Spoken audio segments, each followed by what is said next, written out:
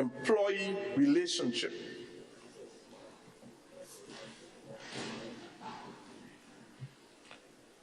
With mergers,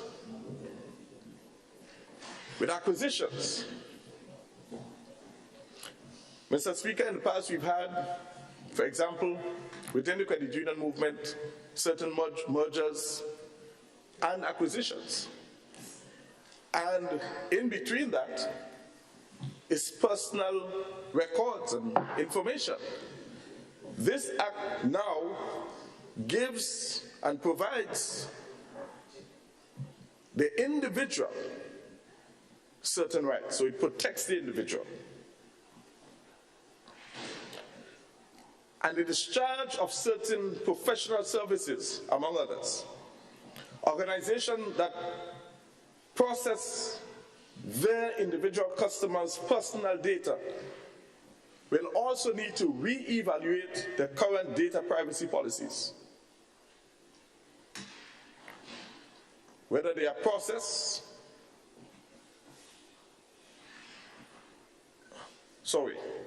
Mr. Speaker, let me just re-emphasize this. Those organizations that hold personal data would have to now re-evaluate their current data privacy policies, processes, and personal data contents. So that must be re-evaluated in the context of this new legislation. Mr. Speaker, the individual, the citizens of Grenada, Mr. Speaker, would have a new set of rights as mandated by this legislation, including being informed about their personal data, as well as the individual's right to access, rectify, and control the processing of their personal information by other parties. That, Mr. Speaker, is the protection that is now being afforded, or part of the protection that is being afforded to individuals.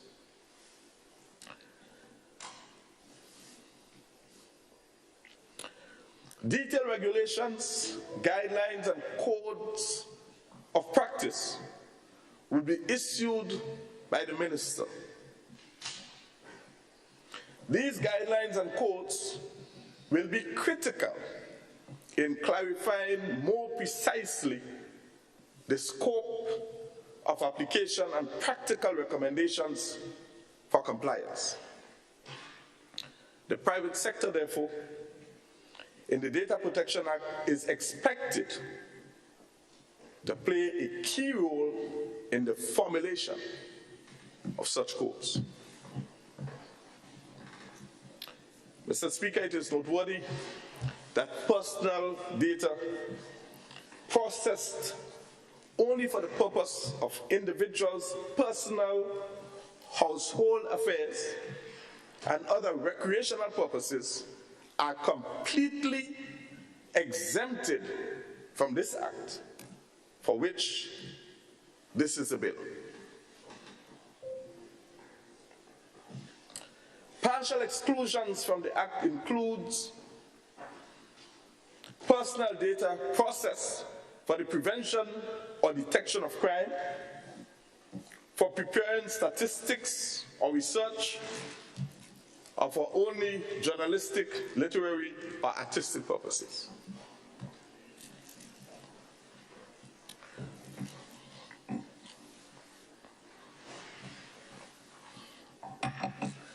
Mr. Speaker, a key feature of this bill is the establishment of a 3-member Information Commission charged with the responsibility of implementing a framework under the bill and monitoring for infractions. The Information Commission will have separate legal personality to afford the necessary independence to monitor public bodies in addition to private bodies. And in this context, Mr. Speaker, a public body refers to a ministry, a department or division of a ministry, or a constituency office of a member of parliament, wherever it's located. A public body also is defined as a statutory body for the purposes of the Public Finance Management Act 2015.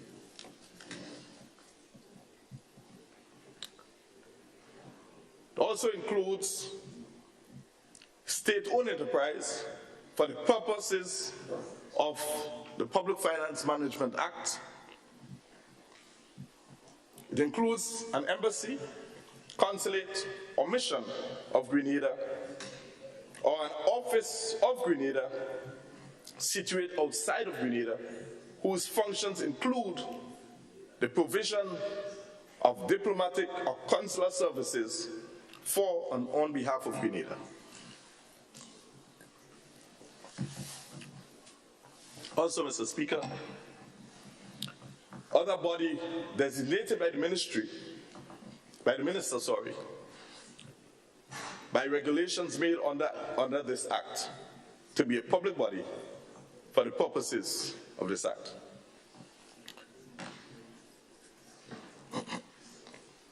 This particular bill, Mr. Speaker, contains 8 parts and seeks to promote the protection of personal data processed by public and private bodies, to provide for the functions of the Information Commission and for related matters.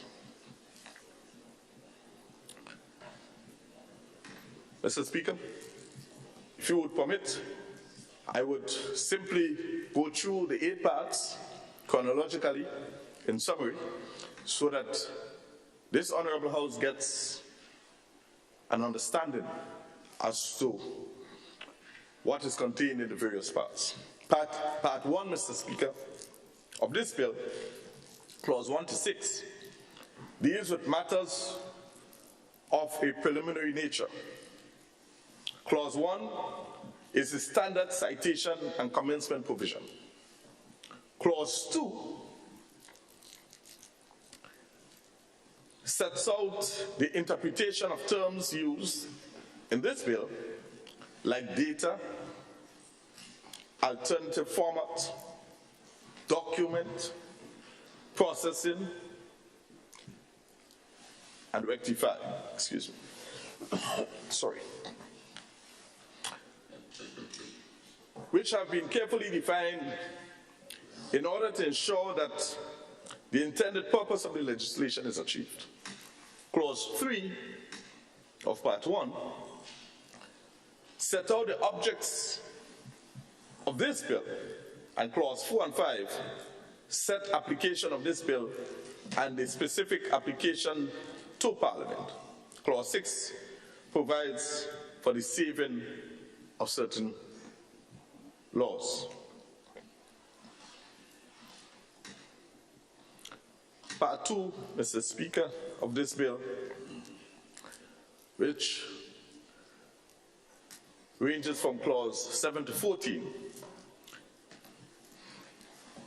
contains certain privacy and data protection principles. The general principle, the notice and choice principle, the disclosure principle, the security principle, the retention principle, the data integrity principle, and the access principle. Mr. Speaker, part 3, Roman numeral 3. This bill, part 3 of this bill, takes into account clause 15 to 21, and it provides for the rights of data of the data subject. These rights include access to personal data and the rectification of personal data.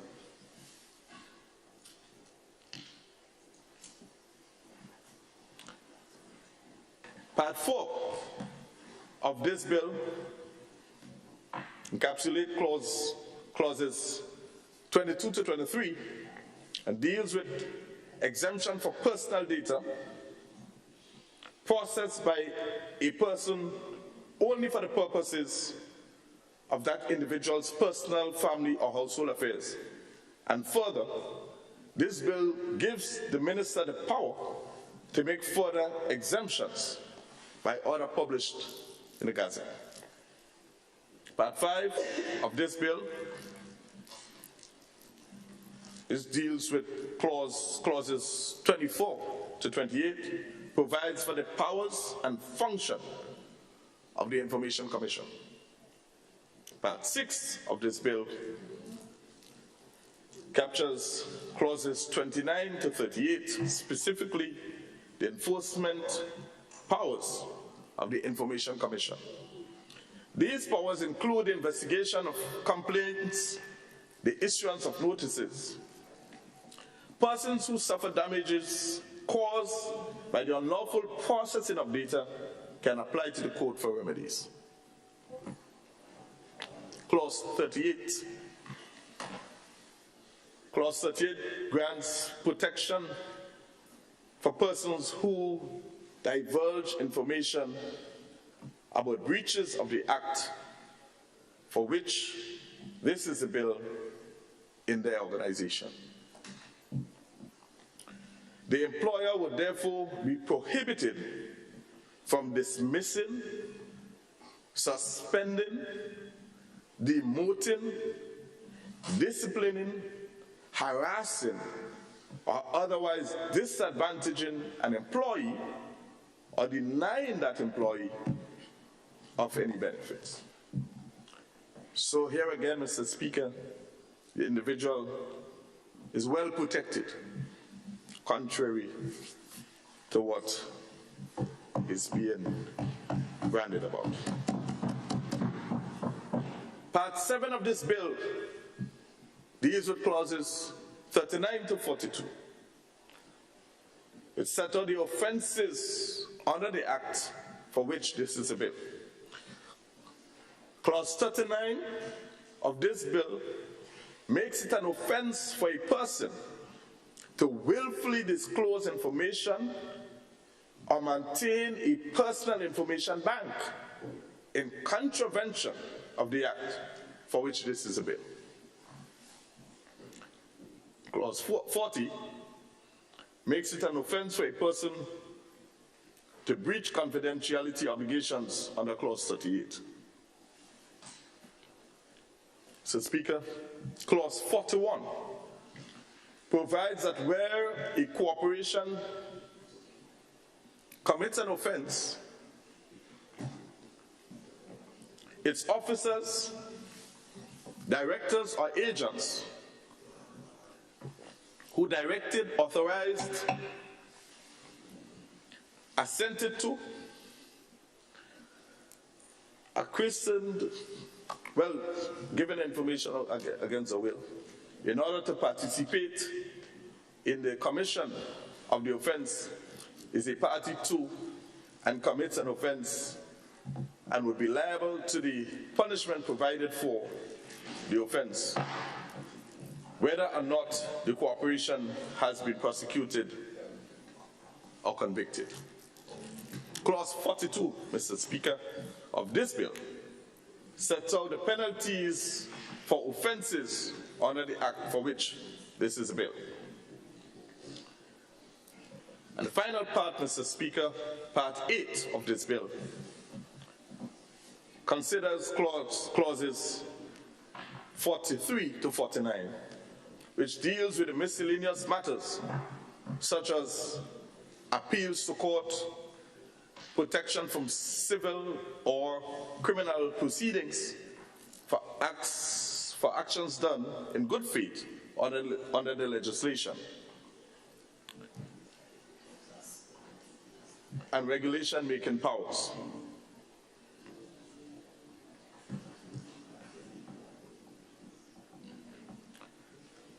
Mr. Speaker,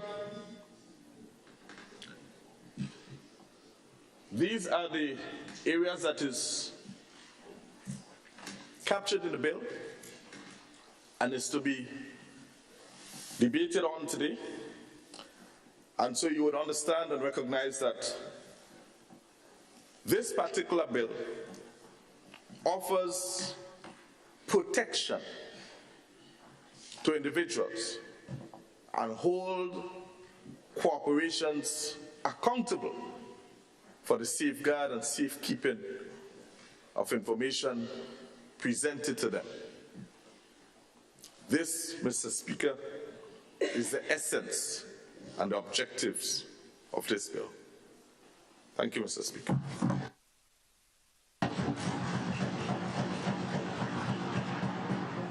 Thank you, Leader of Government Business. Leader of His Majesty Opposition. Yes, Mr. Speaker, thank you. Mr. Speaker, I've listened to the member for St. George's Southeast, of course, to present the bill.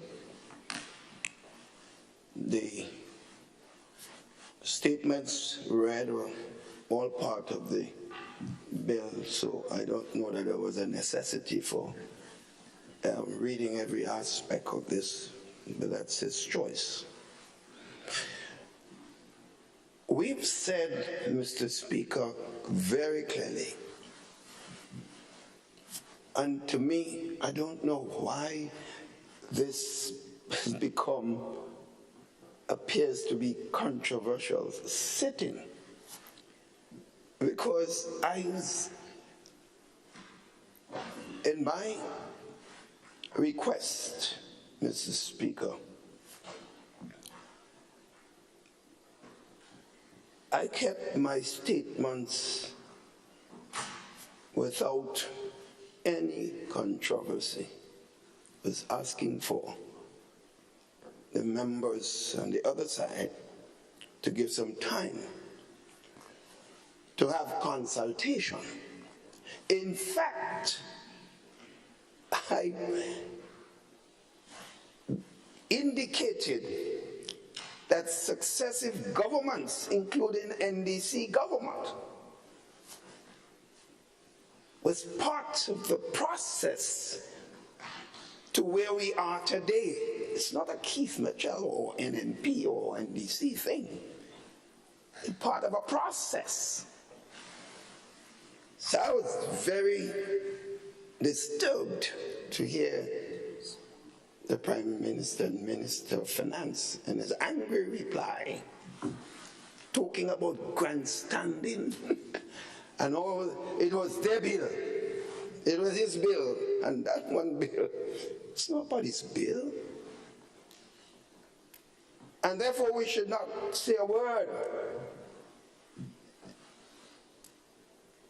I myself was surprised, and I should not even be surprised at that response.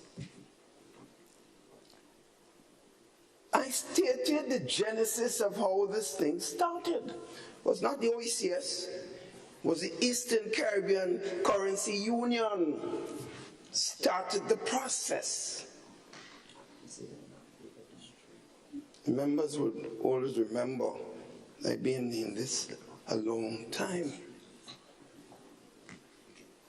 And therefore, we were taking responsibility up to the point that the draft was done. The fact is, members of the community, social partners and others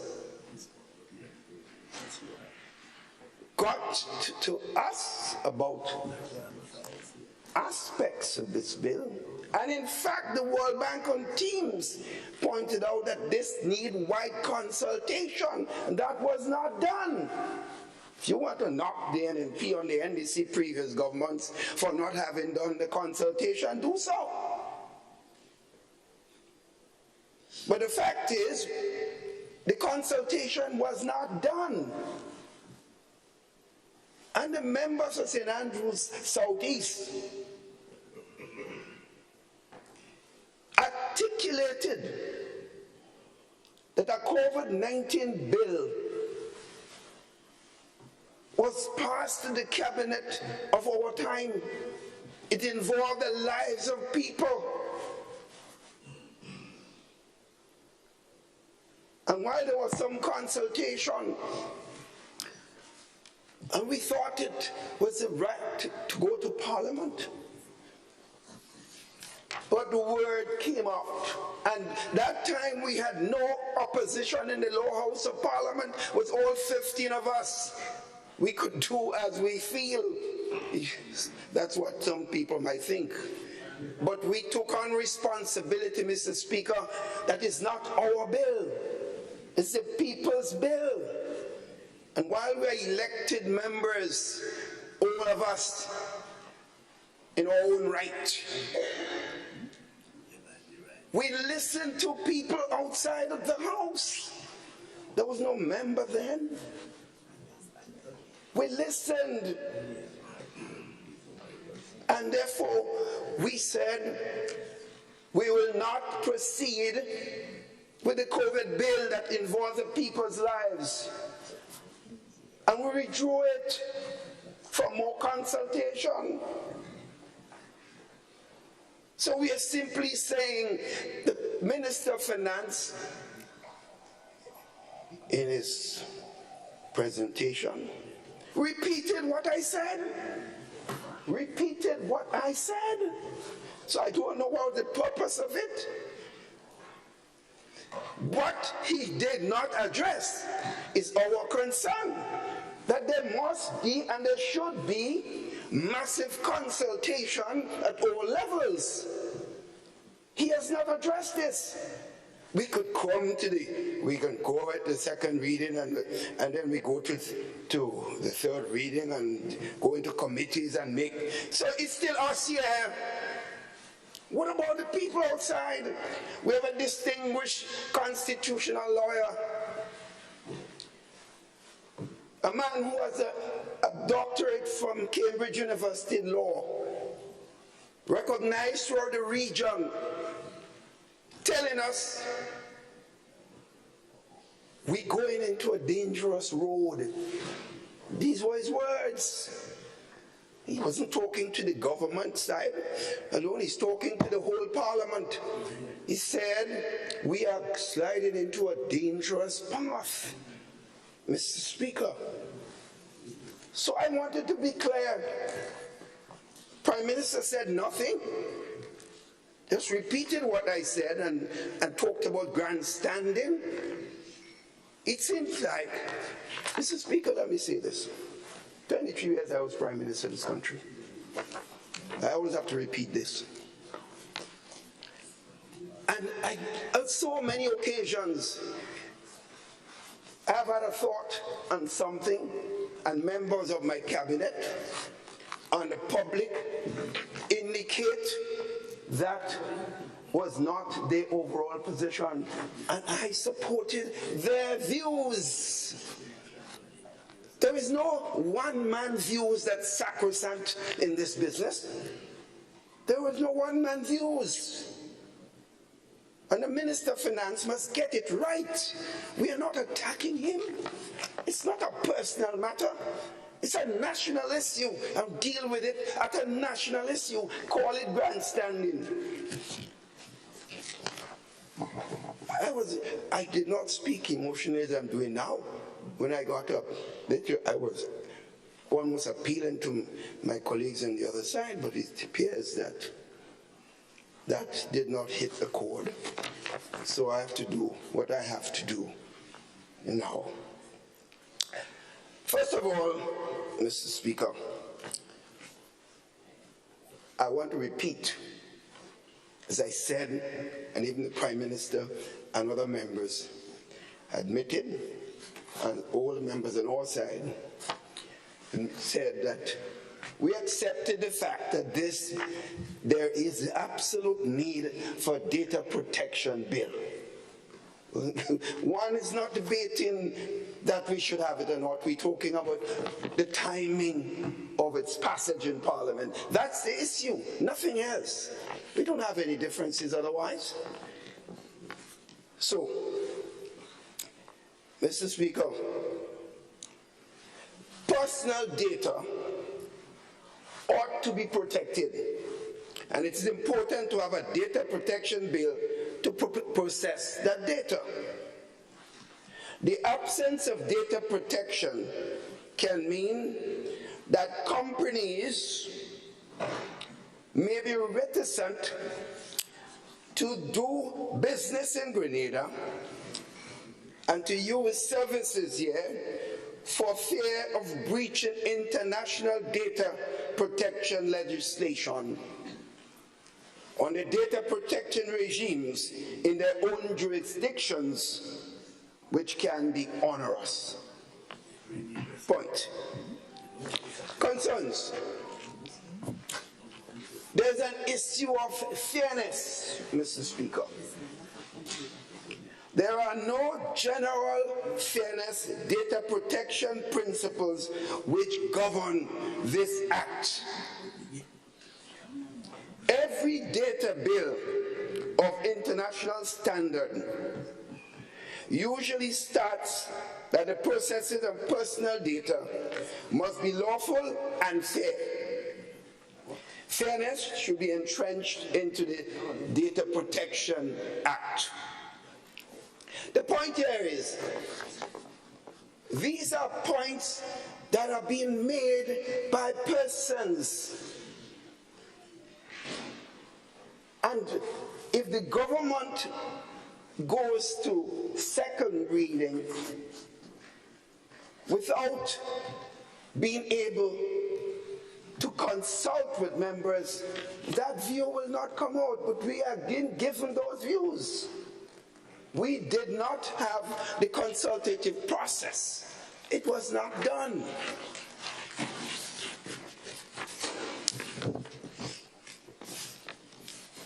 Mr. Speaker, part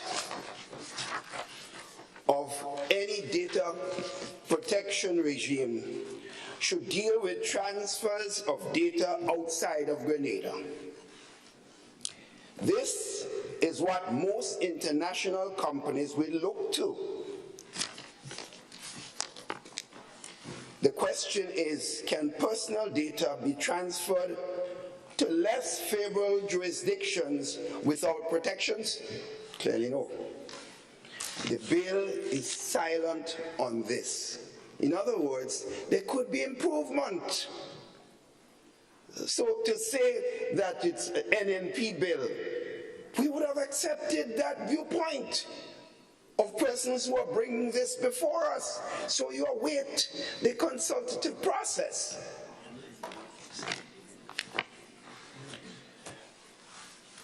Mr. Speaker, in addition, it is felt that there are no real codes of practice governing the Information Commission, and they are exonerated from liability of acting on good faith in paragraph 4 to 5. This is not consistent, we are told, with international practice. The list of exemptions, Mr. Speaker, from the Grenada bill requirements does not include many areas where one would expect to see exemptions. like education and child protection. The list of exemptions in clause 22 is far from complete. This is serious, as potentially, upon enactment, quite a lot of organizations could be found in breach. This is what is being said.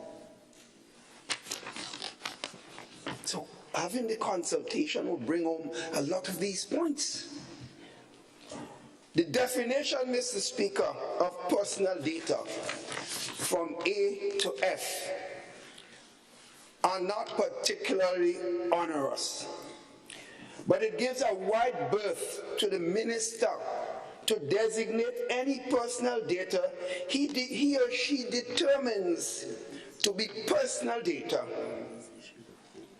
and therefore to fall within this act.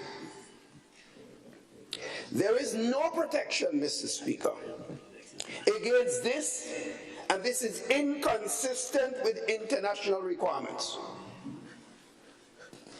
We see this again, Mr. Speaker, in 11, where it comes to sensitive personal information and data. And there is a provision for any other purposes that the minister thinks fit. And it's a lot of power to the minister. I remember when the Electronic Data Protection Bill was being presented, they had a section for the minister. I said, put me out of that. I said, let the court system through the legal process. I want not to be tempted. I want not to be tempted. So it is preferred, like many other cases, where people may have the feeling that you're trying to get at them personally. There are some cases where the minister could have that power and doesn't affect that personal, people's personal problems directly so. But wherever it might be perceived that the minister is using his position as a government operator to get back at people. Mr. Speaker, it's known, you know. People are already saying that phones are being tapped in this country. That's what's being said. Oh, God. I'm sorry, colleague, that you are prepared to make that statement. It's very unfortunate. It is extremely unfortunate. There could be no such accusation of any substance. All right, may I interrupt you, Honorable Leader of his Mr. Speaker. Opposition? Your time is up, so yes, this is such a grave bill, Mr. Speaker. I just require a few more minutes to complete. Okay? All right, you are granted 5 more minutes. Mr. Speaker, it is curious that investigation of a complaint gives power to a magistrate to issue a warrant, to enter premises and to issue a warrant. This power is usually reserved to judges.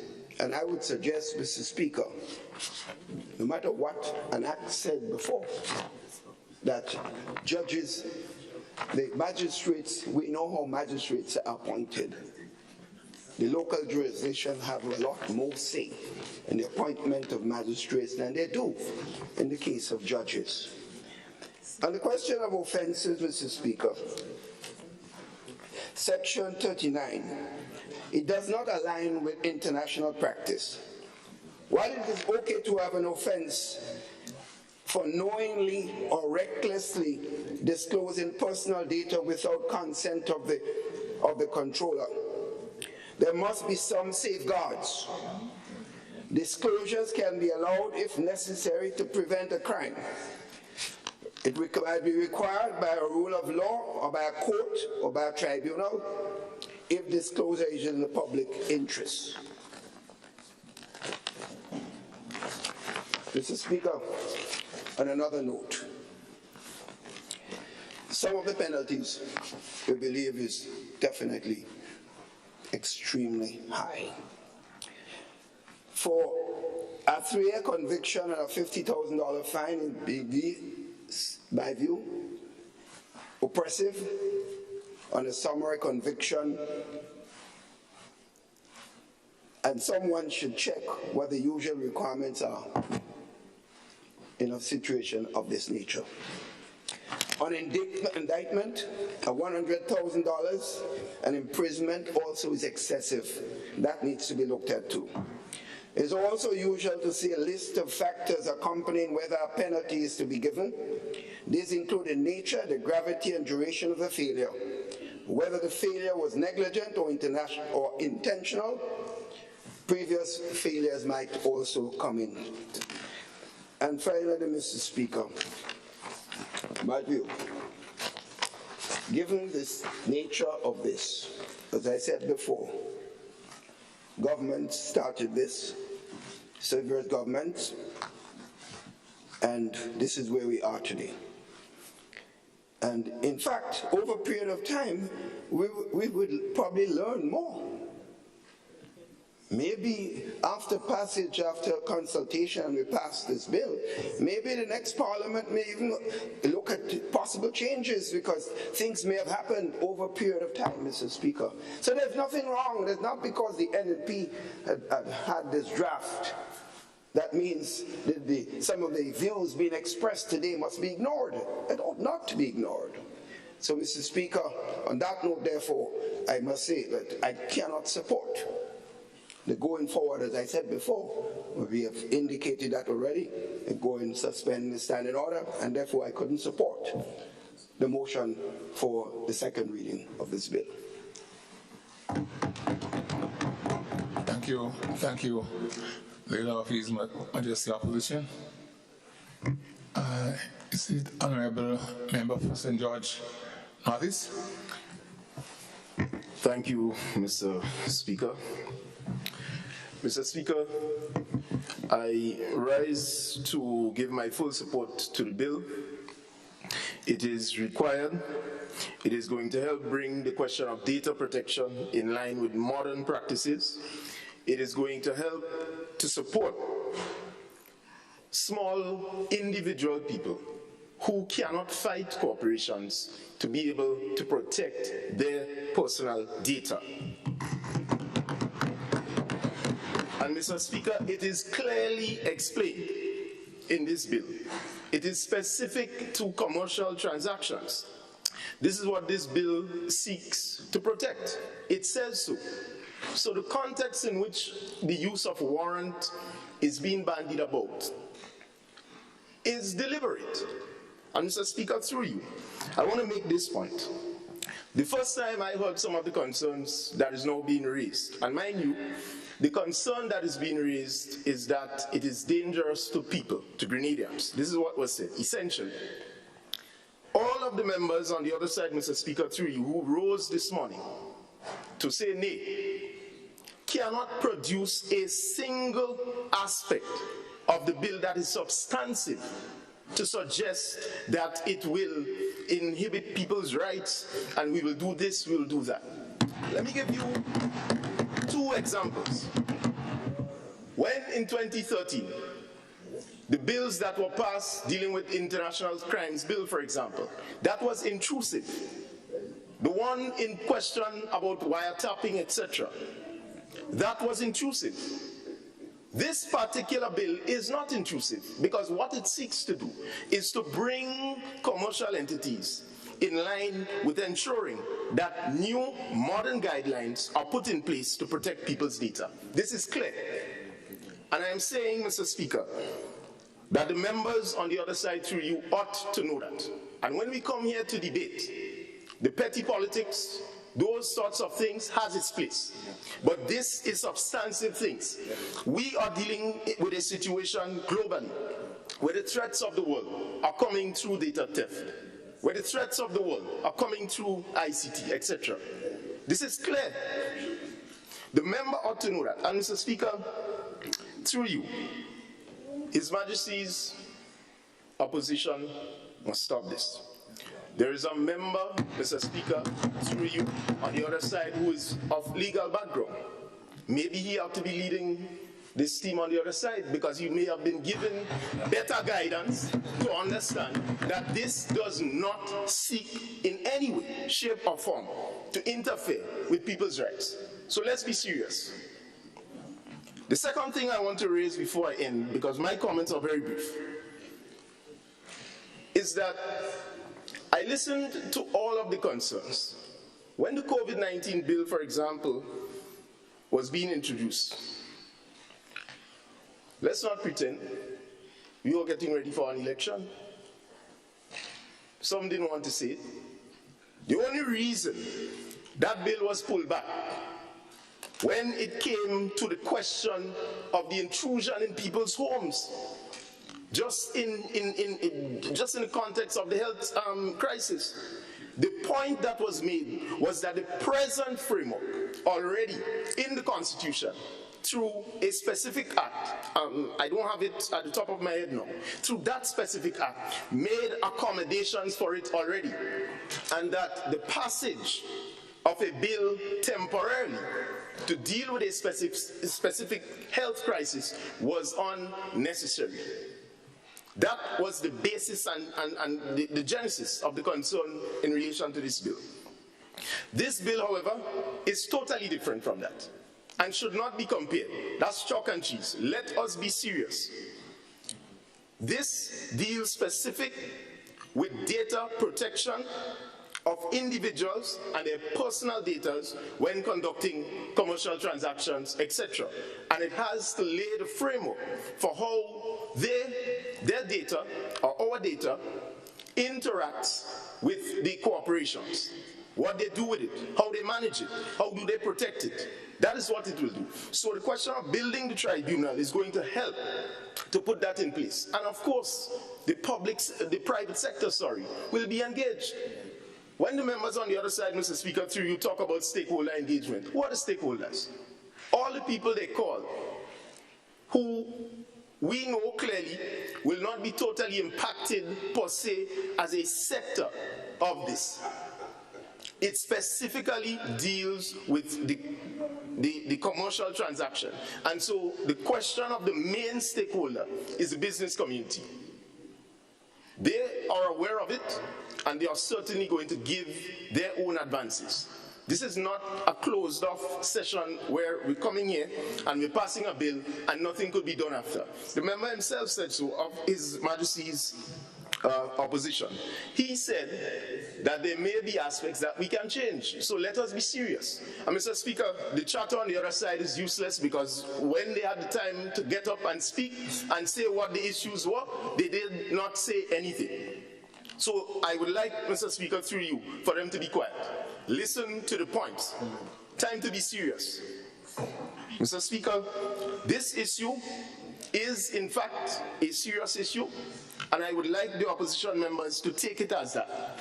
Get rid of the petty gamesmanship and the politics that we are accustomed to, and let us discuss the substance. Again, this is an opportunity as I end for any of the members to say to the nation through this honorable house what are the specific concerns which threatens people's constitutional right. Say to the nation that, and we can have the discussion. The reason why they said no to have the bill go through its stages is because they do not have anything substantive to present.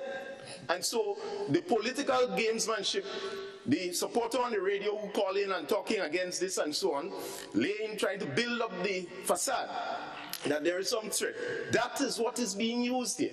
So we have to be serious about how we use the parliament when we come to discuss the people's business. Because if the people were concerned, I expected to see them lined up here, sitting in the pews, raising the concerns along with you. This is not evident, and therefore, Mr. Speaker, we have to be serious about this. These are my comments. Thank you.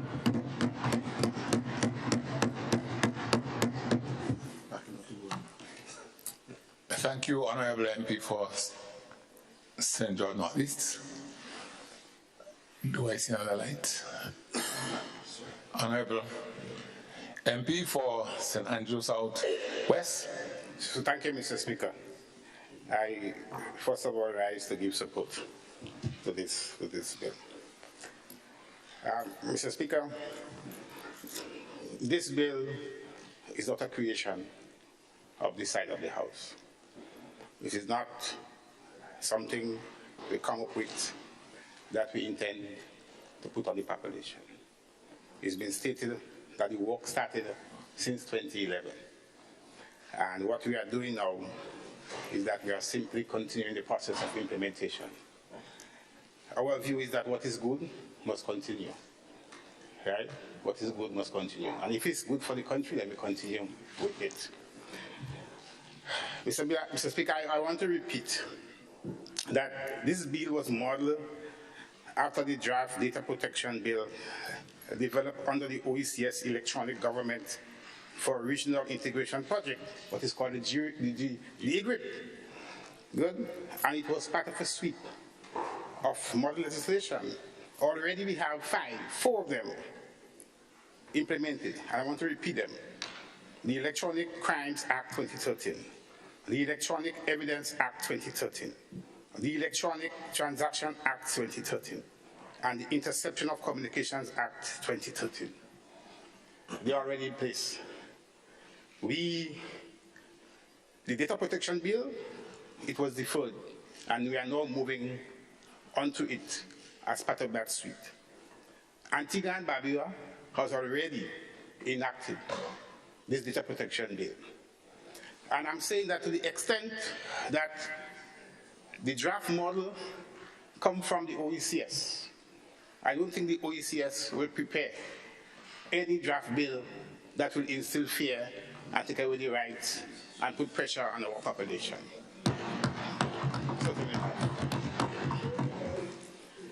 Mr. Speaker,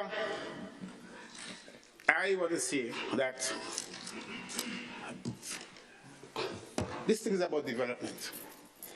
This bill is about developing our homeland, developing our country, and developing our people. It is about using technology to improve the lives of our people and to bring a better life to all Grenadians. Studies have shown that a small percentage of investment in technology can lead to huge growth in our GDP and the improvement of our lives. And therefore, Mr. Speaker, when we come to this House to address matters of this kind, we must take it seriously. Matters of this country, matters of our people are serious matters. And we can't be playing games or trying to score 3 points when it comes to our country's development and when it comes to improving the lives of our people. Mr. Speaker, we have right now in our budget two major projects that are geared towards the digitization of our economy and of our country, and are geared towards improving the lives of our people, are geared towards eradicating poverty, are geared towards the economic independence, are geared towards letting our people see that in them they have the potential to use their time and their talent to create goods and services that they can depend on to earn a decent income and to improve their lives. And that we as government, our role is to facilitate that process and put systems and structures and laws in place so that our people can take charge of our own development. So we have what we refer to as the digitization of government services for resilience. We call it the G4R project. Mr. Speaker, that is $15 million US. We have the CADI project, which is about $8 million US, which we are implementing this year. And while we implement this project, we must have in place the necessary laws to ensure that our people are protected that those who have information on our people, they don't use it or they don't misuse it, but it's being used for what it was intended for. Good? And as we go to implement these projects, this data protection bill and the act thereafter must be in place if we are to implement this project and to give our people the security and the comfort that they need in this development paradigm. And therefore, Mr. Speaker, an important component of this project is the setting up of a national cybersecurity agency. And that national cybersecurity agency will need the support of this data protection project. And the faster we therefore move towards having that in place, the faster it is we can implement our project. Mr. Speaker, we have to bear in mind that when we slow down the implementation of projects in this country, what we are in fact doing is slowing down the development of our people. We are slowing down the development of our country. And we must never use peripheral issues to slow down the development of our people. Never do that.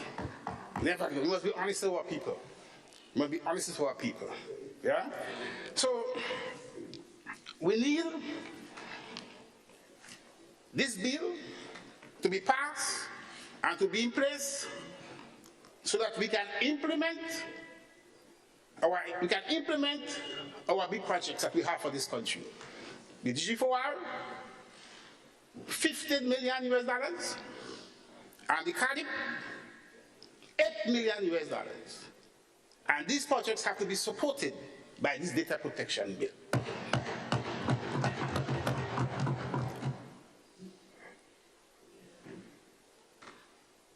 I am looking at you. And I hope you understand what I'm saying. These projects have to be supported by this project, by this data protection bill. And I expect you to give it your full support.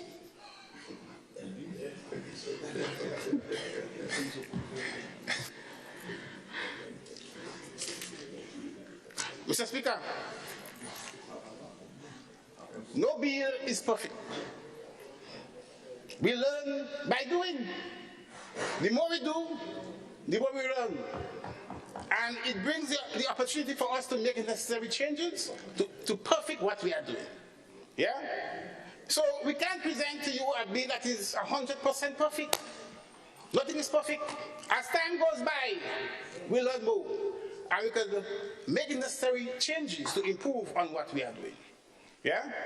So notwithstanding that there may be a few issues here for consideration, those issues will be addressed down the road. And they will be properly addressed because they will be addressed from the experience that we would have gotten from implementing what we would have started. So, Mr. Speaker, I want to end by saying I give my full support to this bill, and let us all move fast to have it implemented, because in so doing, what we are in fact doing is that we are developing our country, we are developing our people, we are giving a new life to our people, we are helping to eradicate poverty. Mr. Speaker, I mean, look at the system, look at our public service. We need to digitize and to make it easy for us to get records, our medical records, our registry. All of these things, we have to get these things going quickly and make life easier for our people. All right? And that is what this project is all about. That is what this legislation is all about, making life easier.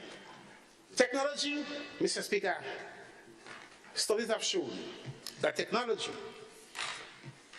lowers cost of production, increases efficiency, increases output, and therefore can lead to lower prices, which can increase demand and give our people a better life.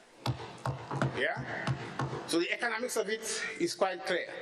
All we have to do is to move fast and implement. I think our problem in Grenada is that we have a problem of implementation. We have a problem with implementation. You look at the budgets over the years, $20 million in the budget. You prepare a budget with $1.4, $1.5 billion. At the end of the year, how much you spend? Are you giving all kind of reasons why you can't spend? Let us implement the budget. Let us, in so doing, attend to the needs of our population, attend to the needs of our people, and give our people a better life. Thank you, Mr. Speaker. Thank you, Honorable MP for St. Andrew Southwest.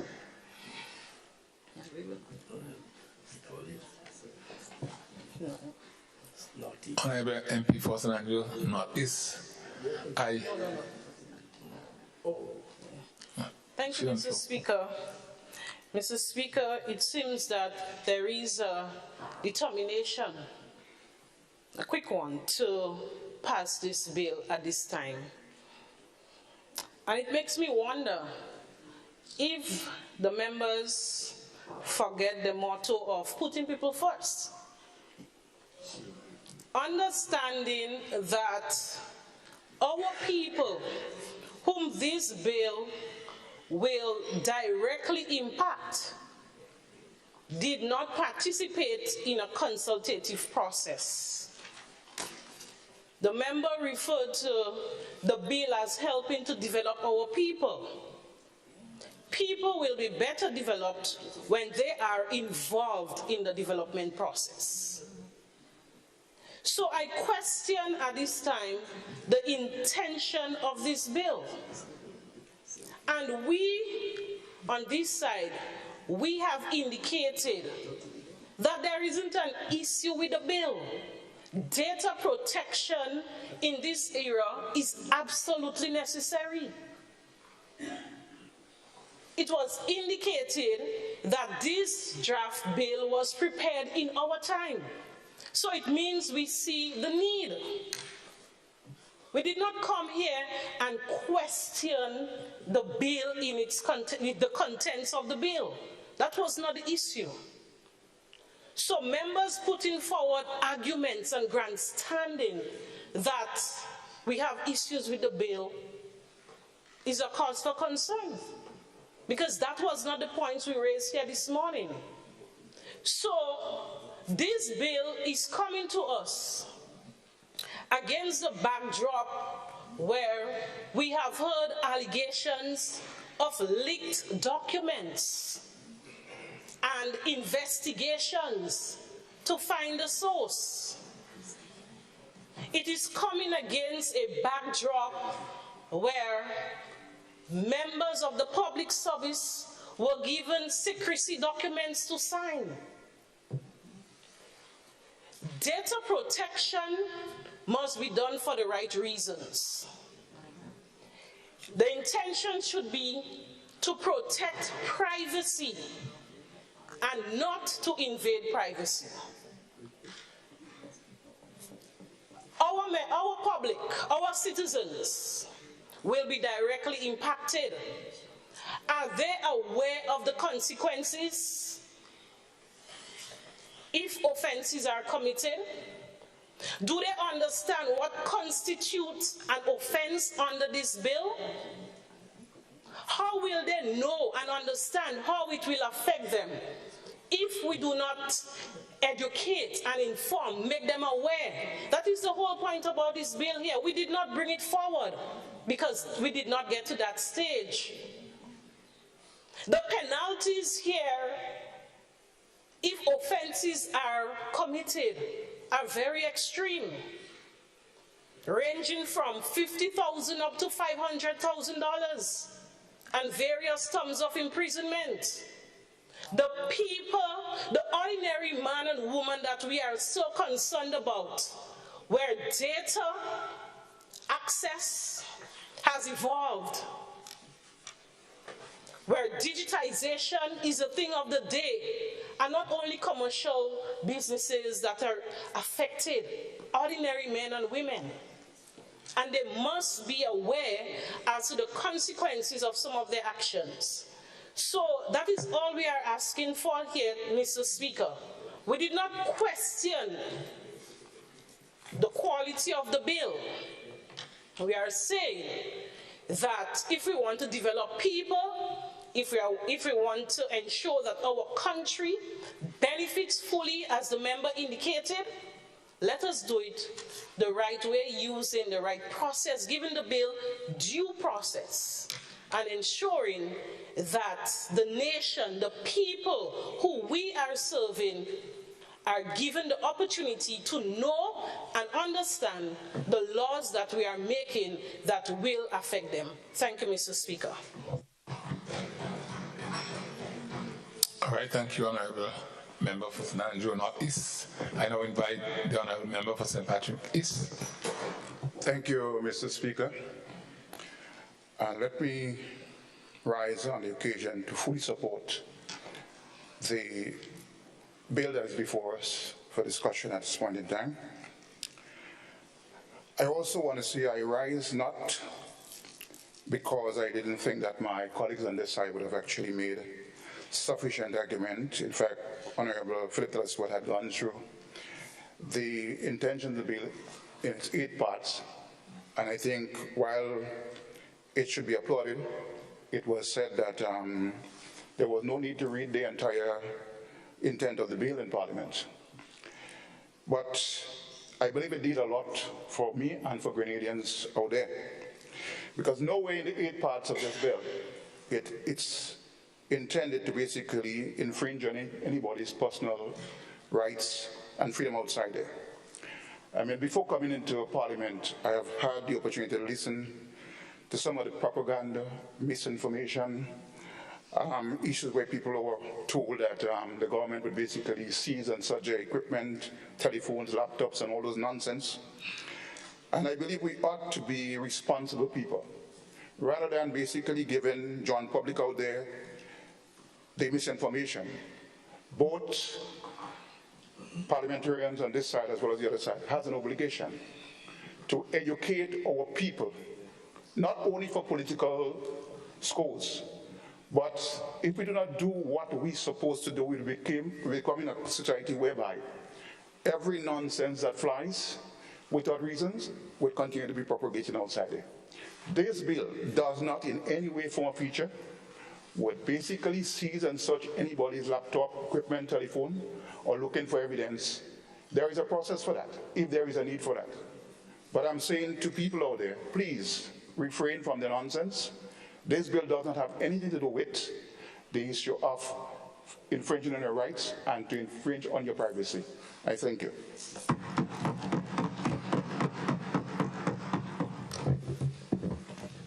Thank you, Honorable MP for St. Patrick East. I now invite the MP for the constituency of Carriacou and Matnet. Thank you, Mr. Speaker. Mr. Speaker, I stand this morning to give full support to this bill that's before us, and I want to encourage our friends and all colleagues to support this very important bill. This bill, Mr. Speaker, as I've heard the members on the other side saying that they have no issues with it, and they support it in principle. They are calling for more consultation, but the interesting thing is that for 12 years, this has been before us. And you had the opportunity to do widespread consultation, and it was not done. But interestingly, I heard the leader of His Majesty's opposition alluding that some consultations was done. I heard the argument, Mr. Speaker, that there is nothing wrong with the bill. We support the bill, but we want more consultation. We understand what the bill is intended to do, and we fully support it. But the people have concerns. Our constituents have concerns. Various special groups have concerns. Well, as leaders of this country, we all have a responsibility and a part to play in educating our constituents and the people. So when we talk, Mr. Speaker, when we talk about working together to build this country, let us work together to educate and inform our people. So as a member of Parliament, you have a responsibility The opposition have a responsibility. Pull your people together, pull the people together, and have consultations if that is what you're concerned about. Because you're saying that you fully support the bill. You understand its intention and purpose, and you want it to happen. But you have the concern of consultation. Then you have a responsibility to play. I support the bill because this bill puts people first. It puts people first by protecting people. Protecting people's personal data as it relates to commercial transaction. This is what the bill seeks to do. And this side of the House, we understand that and recognize the importance of where this country and the world is going, technology-wise, and the need for our citizens to feel safe and to know that their personal data is protected. And this bill seeks to do just that, to give our citizens the assurance that their personal data will be protected. And I will encourage all members, opposition as well as government, to fully support this. And I want to see a division, Mr. Speaker, to see the members that will vote no on this bill. Because what they will be sending a very strong message to the people out there that they are no way interested in to protect their personal data as it relates to commercial transactions. We are interested in doing that, and this is what this bill seeks to do, Mr. Speaker. So, Mr. Speaker, we have a responsibility to educate our people, as well as the members opposite. And I encourage them again to support this bill, as we are doing, and I thank you, I rest my case. But this bill have my full support, Mr. Speaker.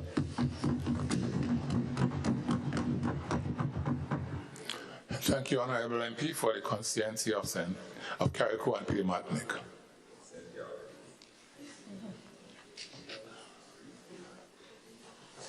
Honourable MP for St. Andrew Southeast. Thank you, Mr. Speaker. Mr. Speaker, I rise again this morning.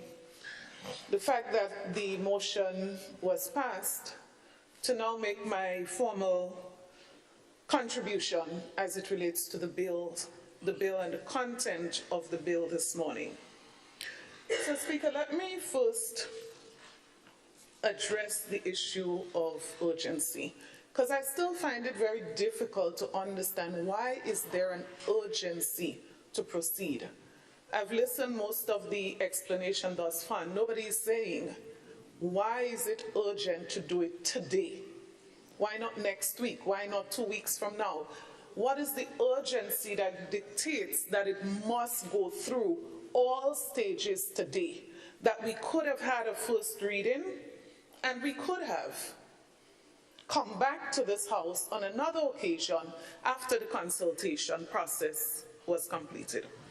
Let me also make the point, Mr. Speaker, and the member for Carriacou made the point that 12 years, why didn't the consultation happen during that period? Well, of course, we can say that. But we can also say that this was so crucial that there must be a reason why it was not passed in law without consultation. And I think that's the critical point. Because we could have gone straight through the process without consultation and just bring it and pass it, but there must be a reason. And that reason is because we said it will not be in law until that process of consultation with the people happen. And I think that is critical to note. Mr. Speaker, I heard about putting people first, and I believe we all agree with that. But one of the things that the member for Carriacou may have missed in that, apart from wanting to protect people, is people's voices being heard. And that has been proposed as one of the critical fundamental points. about putting people first. And if people are speaking, it is important to hear them. It's important to listen, or at least appear to be listening. But if you say up front, no, there's no need to hear, we are going to do it, and that's it, Mr. Speaker, this sends the wrong message. As I said before, nobody is going to die if we open this up for public contribution. And when it was said, Mr. Speaker, that this side of the House would have approved this, and my colleague, Representative for St. Andrew Northeast, made the point, there's a fundamental difference. Agreeing in Cabinet that this proposed legislation that is regional is something that we would like to review at the national level, something that we would like to become part of our law, subject to consultation. That cannot be the same, Mr. Speaker, as coming here and going through all the stages in one sitting, ignoring the voice of the people. The two cannot be seen as equal. They are fundamentally different, because what we approved then was not a law. What we approved then was something that should go to the different sectors of our society for consultation. So, Mr. Speaker, let's not mix those two things and sort of trivialize the need for hearing the voices of our people. Let's not trivialize this.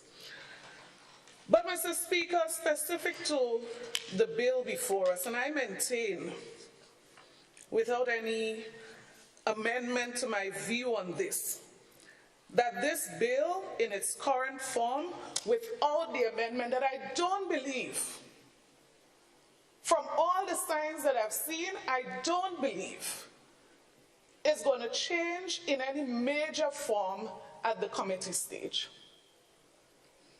Somebody should surprise me.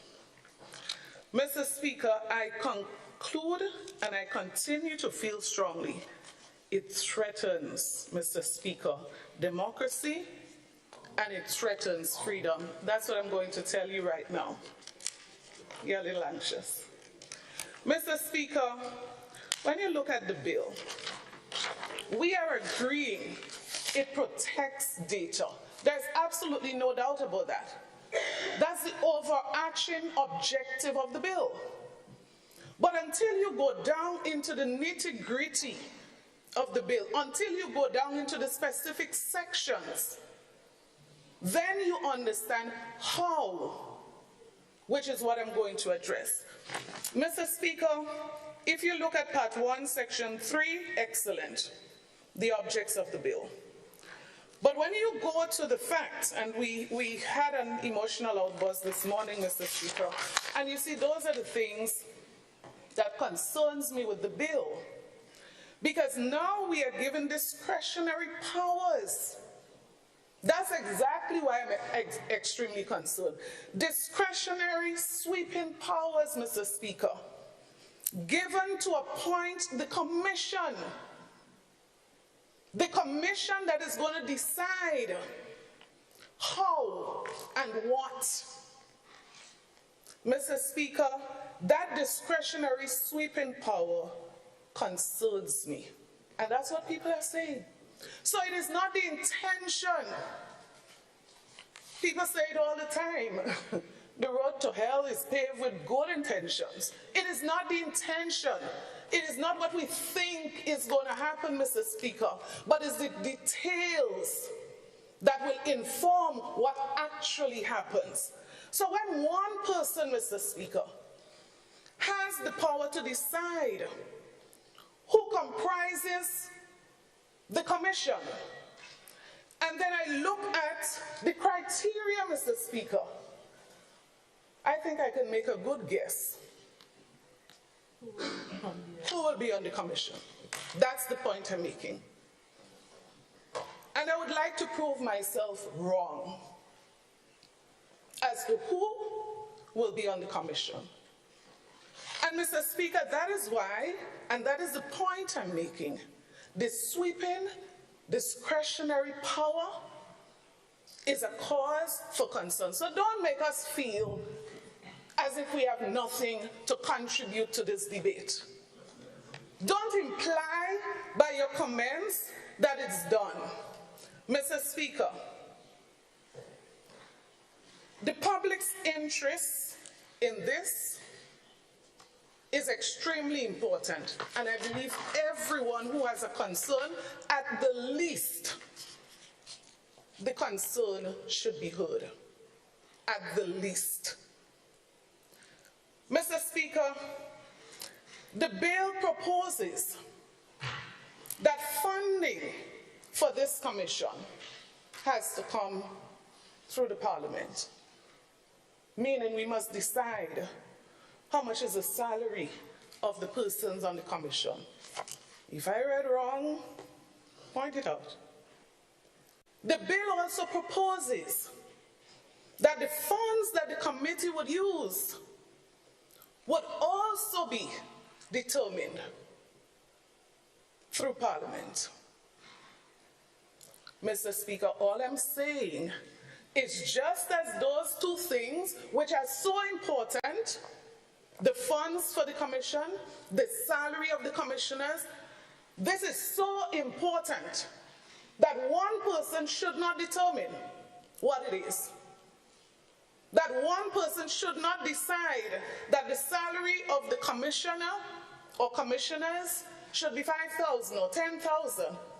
The bill is saying one person should not have the power to do this. Mr. Speaker, I'm humbly submitting this morning that likewise, maybe the Parliament should jointly decide on who the commissioners should be. If we could decide what their salary should be, can't see why we can't decide who they are based on the importance of this. But maybe we don't want to go that route, Mr. Speaker. Maybe we feel, well, don't have this side contribute to that decision. We have other models. So let us use the Integrity Commission, where various stakeholders, and there must have been a reason for this, where various stakeholders would be given an opportunity to name persons who sit on the commission. So you have the opposition, you have the government, you have the Conference of Churches, or the Alliance of Evangelical Churches, you have the trade union rep, I assume. We have various models. You have the NIS board, Mr. Speaker. You have the Public Service Commission. There must be a reason why important commissions like these, the law did not say that one person should appoint. And this is why, Mr. Speaker, I say it is a threat to the rights and the freedom of people. But, Mr. Speaker, the other thing I want to make mention of is the disqualification of membership. A person shall not become a member or continue to be appointed as a member of the commission if the person is a member of Parliament. No problem with that, I guess, depending on what the thinking was. If the person has a financial or other interest in any enterprise or activity likely to affect the discharge of the person's function as a member of the committee, if the person is bankrupt, and all of that. Mr. Speaker, I believe that the reason we said member of Parliament, the reason why this person should not have been convicted of an offense pursuant to the provision of this act, Mr. Speaker, there must be reasons. And so we have to ask ourselves, Mr. Speaker, should there be tighter conditions for the naming of the persons on the commission? Should we consider other factors? Should the person be a politically exposed person? And if it's okay for the person to be a politically exposed person, should we then balance it so that that politically exposed person does not become the threat to the rights and freedom of individuals. I'm not suggesting by any means that we put any clause in there to suggest that the person should have good emotional intelligence, but of course, Mr. Speaker, could you imagine one person appoints somebody who is not able to manage their emotions, manage their judgment? Mr. Speaker, some judgments you get very concerned. Certain decisions, you get very concerned. Certain pronouncements. How do we ensure that this limitation that is there, bankruptcy, fine, indictable offense, fine, but just that, Mr. Speaker, how are we totally protecting all of our citizens? And you see, sometimes when we pass laws, we see it as this side against that side. Let us remind ourselves that there are laws since the 1970s on our books still, and before that. Let's remind ourselves. So those laws go beyond political boundaries. Today you're here, tomorrow you're not here. So let us think broader. Not just about side and who is bringing it and who drafted it first and who, let us think broader. That long after we are gone, and this law is to be applied, whichever side that we run at the time, would we be comfortable that all the T's are crossed, all the I's are dotted in that regard? But Mr. Speaker, there's another context that I think is critical, the prevailing context in which this is coming. Yes, we hear about data. Yes, we hear about commercial. All those are fine. They're the surface. That's my thinking. They're on the surface. What is underneath that is quite capable of penetrating all of those nice details that were given before? The prevailing circumstances, Mr. Speaker, should not be ignored. When the leader of the opposition, Mr. Speaker, does that bell say that I have? Yes, in essence, the bell says that the time is up. Sorry? Yes, the bell says that your time is up. Right. Could I request, Mr. Speaker, at least 3 more minutes just to wrap up? Go ahead. Thank you. So, Mr. Speaker, the prevailing circumstances ought not to be ignored, because you see, the prevailing circumstances would help people to form in their minds what they think is the reason for this bill, and which is why there's need for more education. So don't say when we pass it, we'll educate them. No, Mr. Speaker. The prevailing circumstances where people genuinely feel that their phones are tapped, and I heard a giggle, I heard a laugh, a big joke. I'm not going to call the agency name, government-instituted agency. I walked in there, and I was told we were trying to reach you. But we were hearing some Spanish conversation in the background. Mr. Speaker, I would not repeat what this high-level official would have commented. I'm just saying, Mr. Speaker, there's a difference between perception and reality. And I'm saying this morning, this may not be the reality, but just the fact that there's a perception is enough to listen. Just because there's a perception is enough to reconsider whether this bill should have gone through all stages. Mr. Speaker, when a public officer would say that he or she feels muzzled, it may not be the reality, but perception, Mr. Speaker, is enough to consider. And that is why taking this bill through all the stages, with the considerations that people may have at this time, you listen to them. And the people that I hear are not just supporters of the NNP, Mr. Speaker. And that is what I'm saying. The least that could have been done with this bill is to open it up and give the people a voice to express the concerns. After listening to them, The least that probably could have been done was to say, okay, this cannot be changed, that cannot be changed, but we are going to consider the other. Mr. Speaker, the prevailing circumstances, the concerns must not be ignored when a bill of this magnitude is being passed. And that is why I'm saying, all I think we've been saying this morning, generally, we are supportive of this in the context of the protection of citizens and their data. Nobody is questioning that. But we are saying that there are certain things within that needs to be considered, and the environment in which it is being introduced and people's fear and concern need to be put to rest. And so, Mr. Speaker, unfortunately, I am not able to support this bill. The bill speaks about persons going to search people's home. Well, at first I thought it was fine. If the police is going to search, they have the authority in law to search and confiscate. Are we questioning their ability? But we are going now, Mr. Speaker, to add persons to accompany the police to do the search and to confiscate.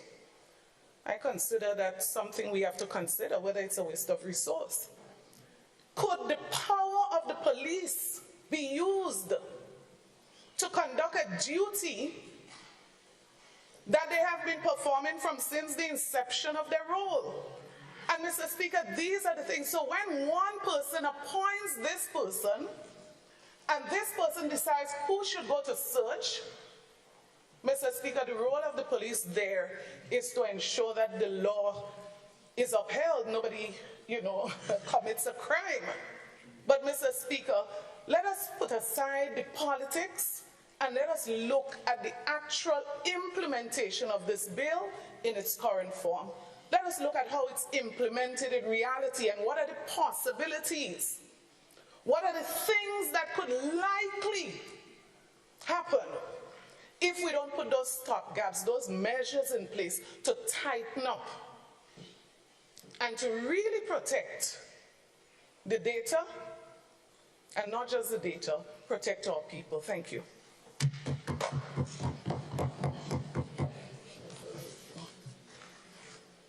Thank you, Honorable MP for St. Andrews Southeast.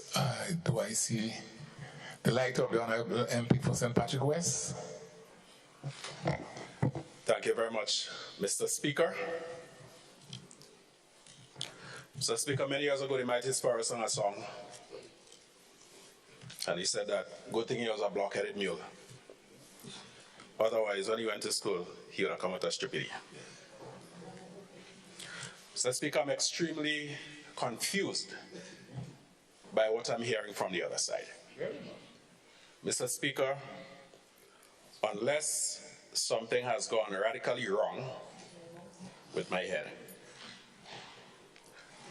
I was made to understand that those were the very people responsible for every word, every comma, and every semicolon in this bill. Yet, they come before us today, Mr. Speaker, seemingly unaware of what they did. So I'm confused, Mr. Speaker. It appears, Mr. Speaker, that a little term in opposition can provide great insight and hindsight. Mr. Speaker, I've heard the intention of the bill being questioned. I've heard talk about the timing and the motive behind it. It seems, Mr. Speaker, that some of us believe that inertia is the best state for Grenada to be in. So in spite of all the talk over the years about let progress continue, what we are seeing here is a recommendation that we sit idly by and do nothing.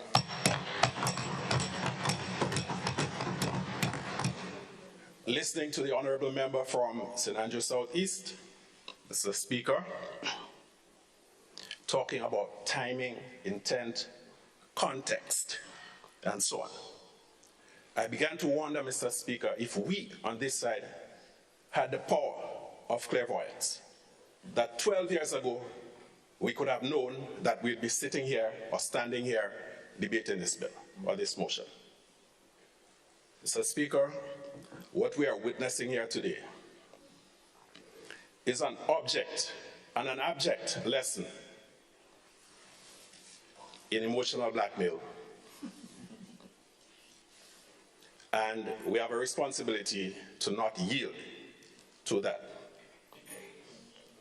Working together, Mr. Speaker, collaborating in the national interest is not the same as capitulating. Mr. Speaker, many of us here have young children, teenage boys, teenage girls. And we have a responsibility to let them know that they must not yield to emotional blackmail.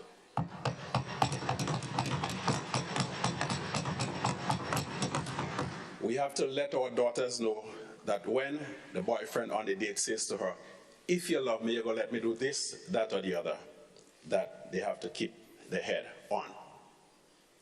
So we embrace the notion of working together in the national interest, but we categorically reject the idea that simply to appear to be doing that, we must yield to things that really and truly don't make much sense, Mr. Speaker.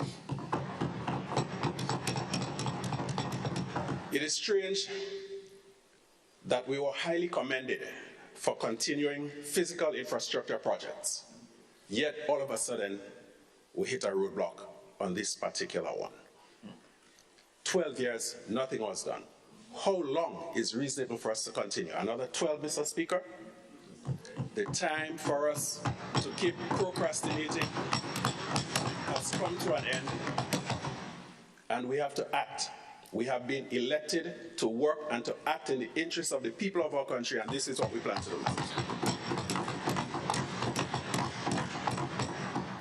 We are hearing questions about one person having the authority to appoint people to a commission. Mr. Speaker, even with my limited intelligence and knowledge, I appreciate that the commission cannot appoint itself. Someone or some entity has to have the authority to make the appointment. And there is nothing mystical or mysterious about that. This is the way it has been, and this is the way it will be, until and unless we get to the state of utopia where everyone does what is expected of them, what is required of them. So, Mr. Speaker, there is absolutely nothing sinister in the authority being vested in someone to make the necessary appointments. Mr. Speaker, I do not believe that any one of us, whether it be on this side or on the other side, will go out of our way to pass legislation that will be inimical to the interests of our people. And so, to plant in the minds of the people that there is some sinister plot to rob people of their rights, I just cannot wrap my mind around it, Mr. Speaker. After all, the architects of the legislation are sitting right here with us.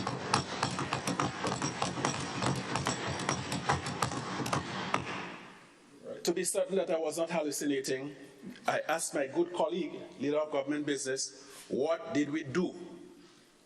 Did we tamper with the bill as we met it? He assured me, no. I'm baffled, Mr. Speaker. So, Mr. Speaker, I support this bill, and I am happy that finally we have some members of this honorable House who have the fortitude to move forward with it.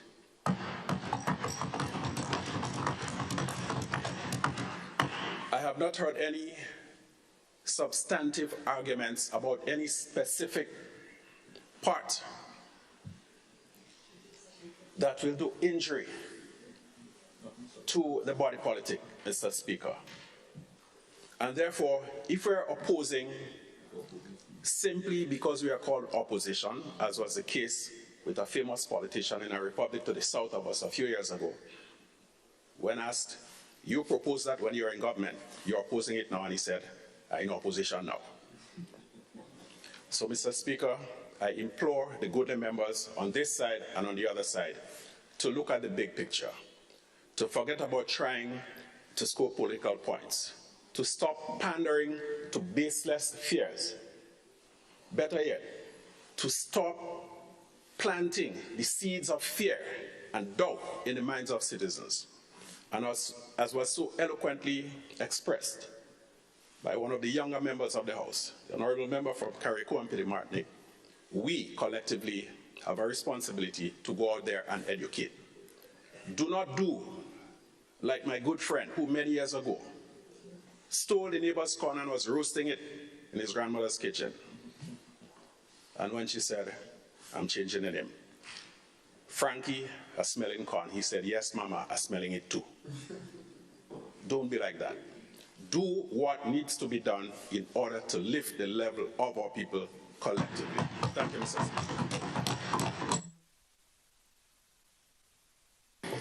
Thank you, Honorable MP for St. Patrick West. I sense we've all the contributions. So we know. Okay, I see the light of the Honorable MP for St. Mark. Thank you, Mr. Speaker. I do not plan to be very long, but I just want to express my support for everything thus far that has been said by the members of this side, and to reiterate that, yes, we can be for the bill, but that we can be against some of the provisions of the bill that need to be amended. So when I hear the other side say that we're confusing them, we just don't want to throw out the baby, how you say, in the bathwater. We want to keep what is good, and most of it is good. But there are a few things that if common sense and goodwill had prevailed, we could have just looked at and dealt with. So, and I want to clarify, I hear some members say that the fines and the prison sentences are for corporate entities and business. That is not so, except I'm reading this thing wrong.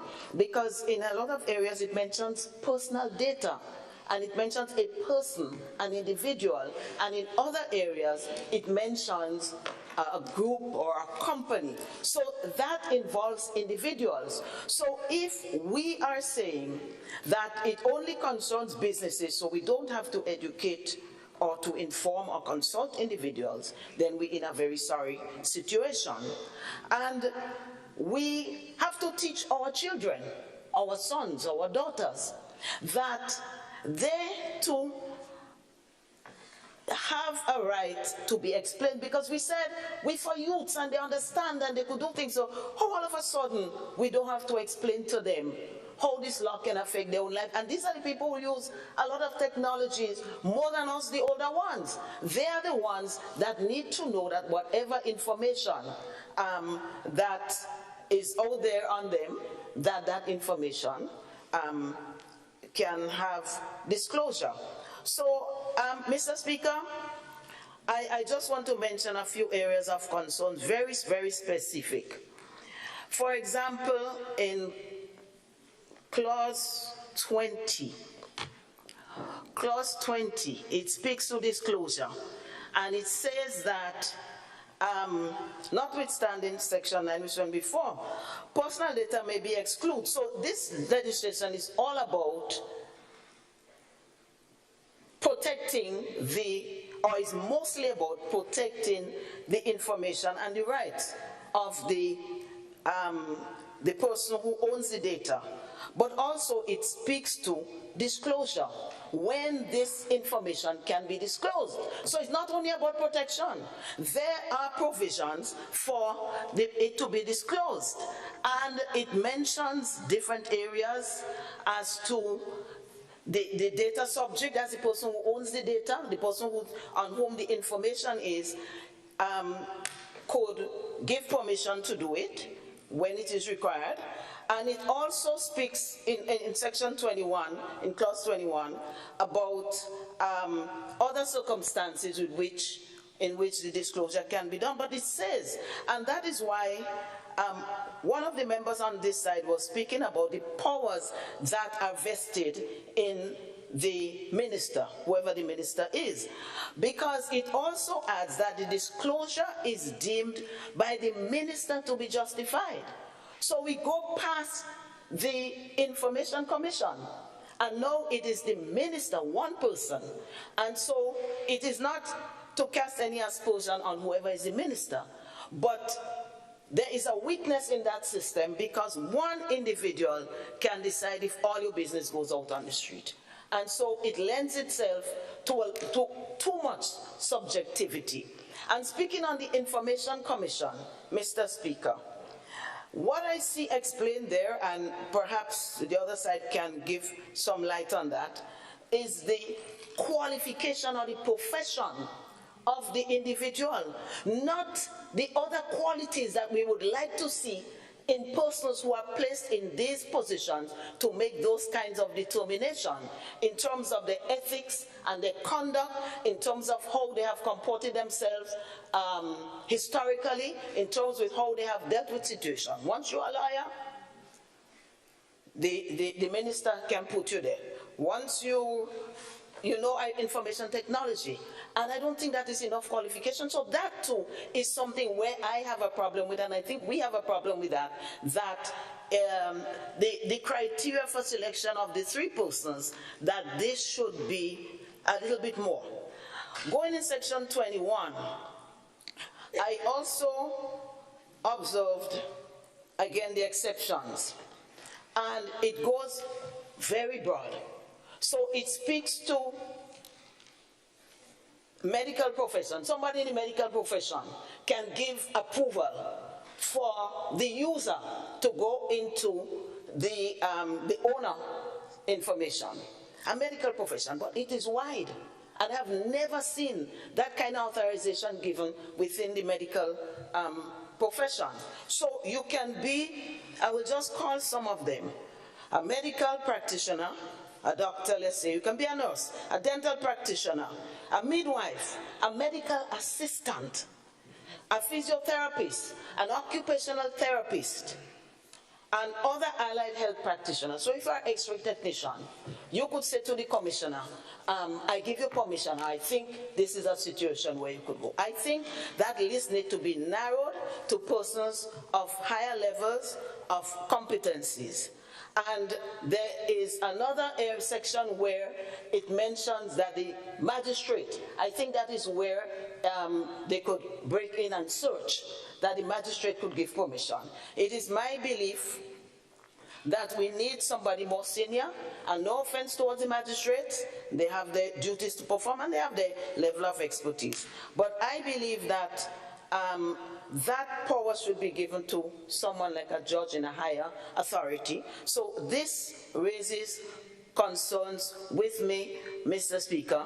So, Mr. Speaker, I know, and also the data, while the type of data has been listed here at the beginning in terms of the definitions, is a wide range of areas. So the person who might think, well, I'm not involved in this, I don't have a business, I am exempt.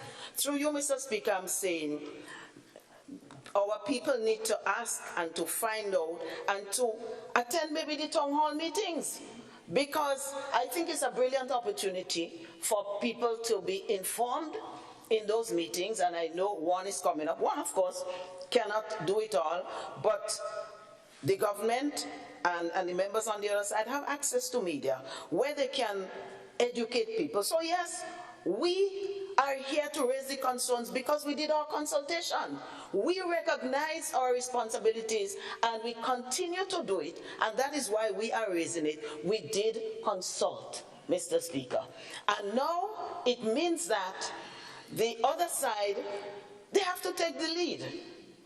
When it is convenient, oh, we have equal responsibility. It's convenient. Well, we are the boss, and what we say, we move straight with the bill, we go straight with the bill.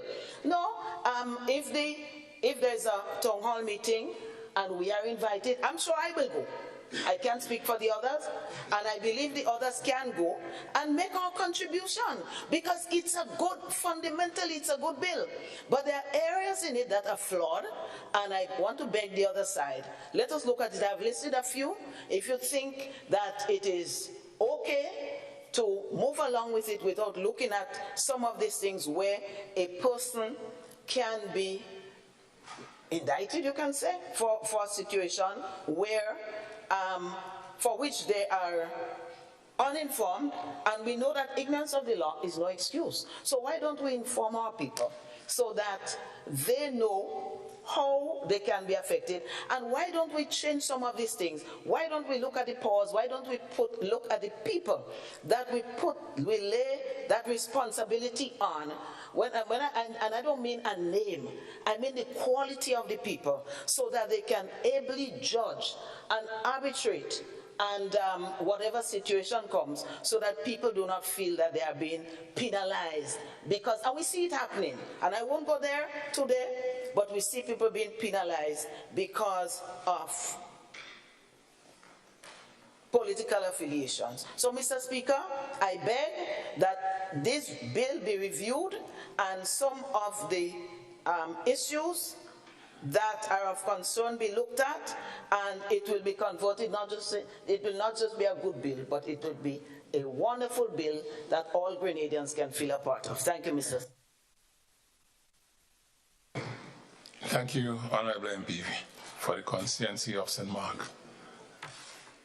Honorable MP for the constituency of St. John.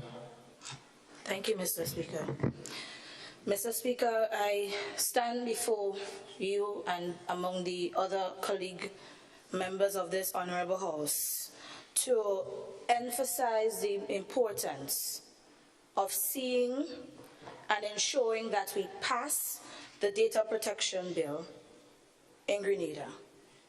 As we consider this bill, I urge all of us to focus on the benefits it will bring to our society. And perhaps, Mr. Speaker, through you, I should re-emphasize that. We should focus on the benefits that this bill will bring to our society, rather than perpetuating fear and panic among our constituents and among the citizens of Grenada. Data protection, Mr. Speaker, is a critical issue that affects everyone, from individuals to businesses and government agencies, and I'm sure the colleagues on the other side would agree to that.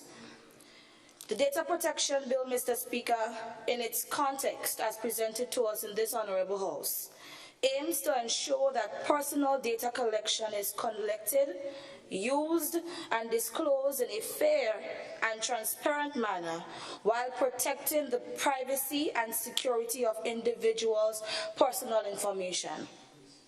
And so as I sat in my seat, Mr. Speaker, I listened to the contributions made on both sides of the House. And some of the points that were echoed here, Mr. Speaker, stood out to me, quite a number of them. And I want to highlight them. The first one that I'm going to make a comment on is the point made about the level of urgency of this bill.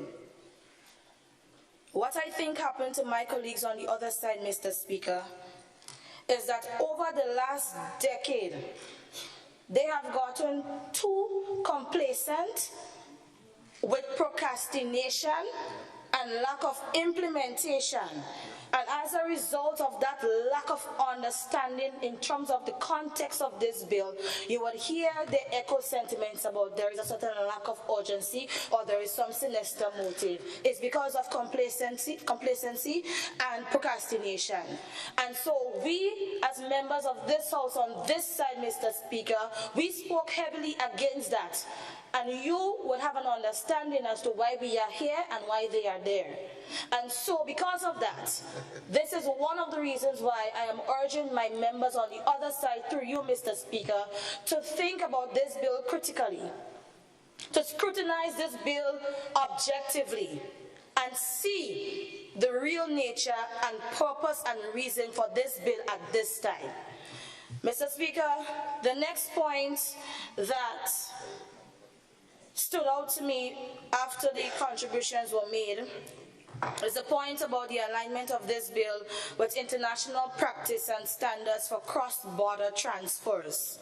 Mr. Speaker, Grenada is not an island by itself. We are members of organizations regionally and internationally. One of that membership that we are a part of is the CARICOM community. And CARICOM has adopted the CARICOM Data Protection Model Bill, which provides a framework for data protection laws across the region.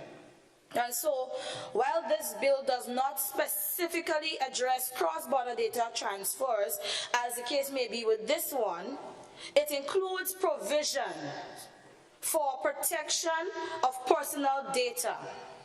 Mr. Speaker, it also establishes principles for collecting, using, and disclosing personal data, which could have implications for cross-border data transfers. And there are many other bills like that, Mr. Speaker. So while in context, this bill does not really and truly give guidance for what happens outside of our region, there are laws and other legislations that are passed to carry upon that mandate. And if for any reason, Mr. Speaker, a bill has been passed into law, and we have seen that there are genuine concerns and things that can be changed about it, there's no reason or there is no hindrance that we can come back to amend this bill. So I want to place on record, Mr. Speaker, that we are not an island by ourselves. We have become members of organizations that have bills and legislations built to protect that. And so that remarks made about cross-border transfer as a reason to say that we're justifying that this bill should not be passed at this time. I think we need to stop that. We are big people. Stop it. Mr. Speaker, the next point that I found very interesting was the point made about the power of the minister. If my colleagues on the other side, through you, Mr. Speaker, really and truly read the bill, line by line, and read the bill taking out that lens that will make them look good, they would see that this protection bill, data protection bill, includes strong safeguards to protect personal data, such as the requirement for explicit consent for data processing, the right to access and rectify personal data, and the requirement of data controllers to implement appropriate security measures. But things like that wouldn't be highlighted as an objective point to support the bill. No. We like to go down dirty and we like to play that game. Mr. Speaker, these safeguards that were highlighted in this data protection bill will help to ensure that personal data is protected. And here how this bill is uniquely drafted. We are not being naive and hypocrites in this honorable house, Mr. Speaker. So even in situations where the minister, whether realistically or through perception, even where we might have some sort of influence or authority, there are safeguards that cannot be ignored by the Commission. Mr. Speaker, there was another point made with regards to the threat to democracy and freedom. And I would tie it into another point that was made in terms of warrants and people just going in and search your house, and this bill is giving rise to any other person other than a police officer or any other law enforcer to just come in and bust through your house. That is the kind of foolish narratives that has been perpetuated for the last few years. You understand? And so, Mr. Speaker, the laws, I want them to understand that, because this bill is not just a bill by itself in Grenada, and there's no other bills to guide how this one should be executed.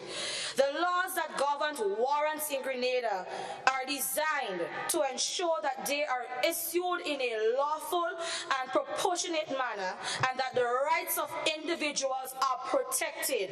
And so I want to underscore this notion, Mr. Speaker, that is being perpetuated in the Honorable House as disingenuous when they give that made-up narrative as to people who just go through your house and just take anything that they want. That is not the context of the bill. That's not the context of the bill. And so whether I am repeating what was said in terms of the right word for word, or whether I summarize what was said, this notion that we are perpetuating needs to stop. Let us objectively view this data protection bill, not pick out points on each little individual points here, there, and everywhere, and try and form a narrative.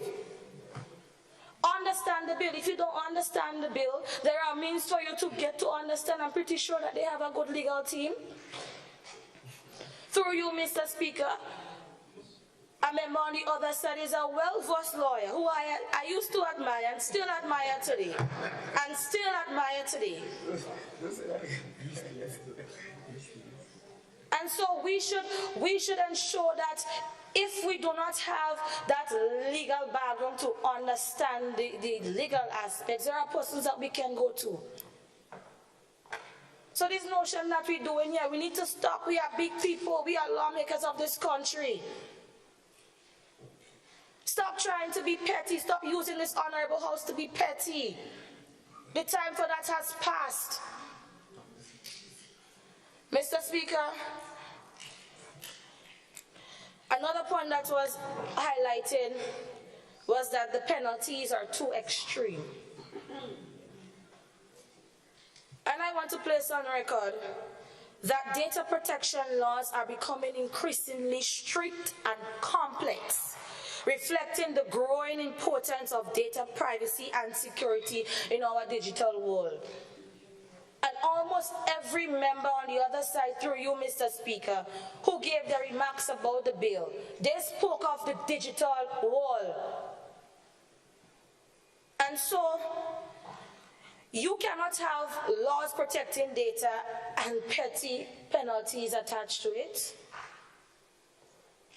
So the point made about extreme penalties, I don't know through you, Mr. Speaker, if the colleague on the other side didn't really understand the bill, then it would put in context the remarks made about the penalties. But I want to reiterate the point that we need to go back and educate, or maybe re-educate ourselves, because sometimes through you, Mr. Speaker, they just pretend like they don't have no memory. Their memory started 9 months ago. And that is disingenuous. And we are misleading our people, and we should not. Regardless of which side of the house that you are on, we should not mislead our people. Mr. Speaker, in summary, I want to highlight that, and as my colleague on this side of the house mentioned, that there is no sinister move in this bill. There is no underlying notion in this bill. I believe, Mr. Speaker, as someone who does not have any in-depth legal training, this bill is easy to understand, and we should not take it out of context. And so, Mr. Speaker, that sinister move on the other side of the house through you to bring about that fear, unwarranted fear and panic among any aspect or any part of our society should not be done in this honorable house. And we should objectively view this bill and support this bill for the nature and context in which it was brought to this honorable house. And so with that, Mr. Speaker, I say thank you very much, and I hope that some level of reasoning will come into the colleagues on the other side to objectively view this bill. Thank you.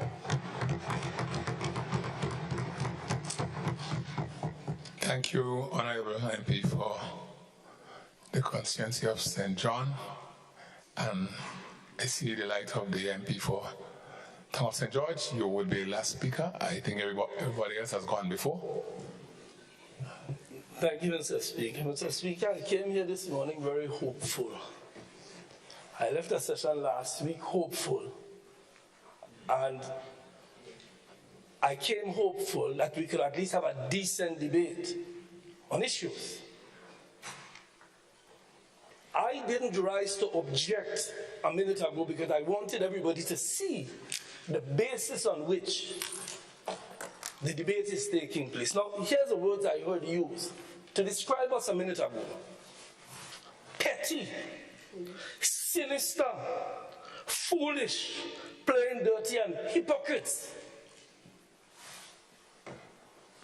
Mr. Speaker, what can I say, really?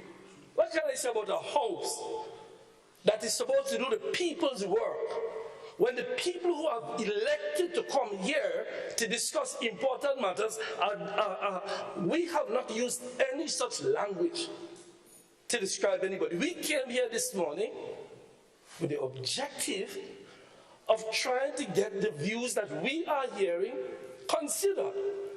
The government has a majority. They don't need to describe us as petty and foolish and hypocrites and plain dirty and sinister in order to pass the bill.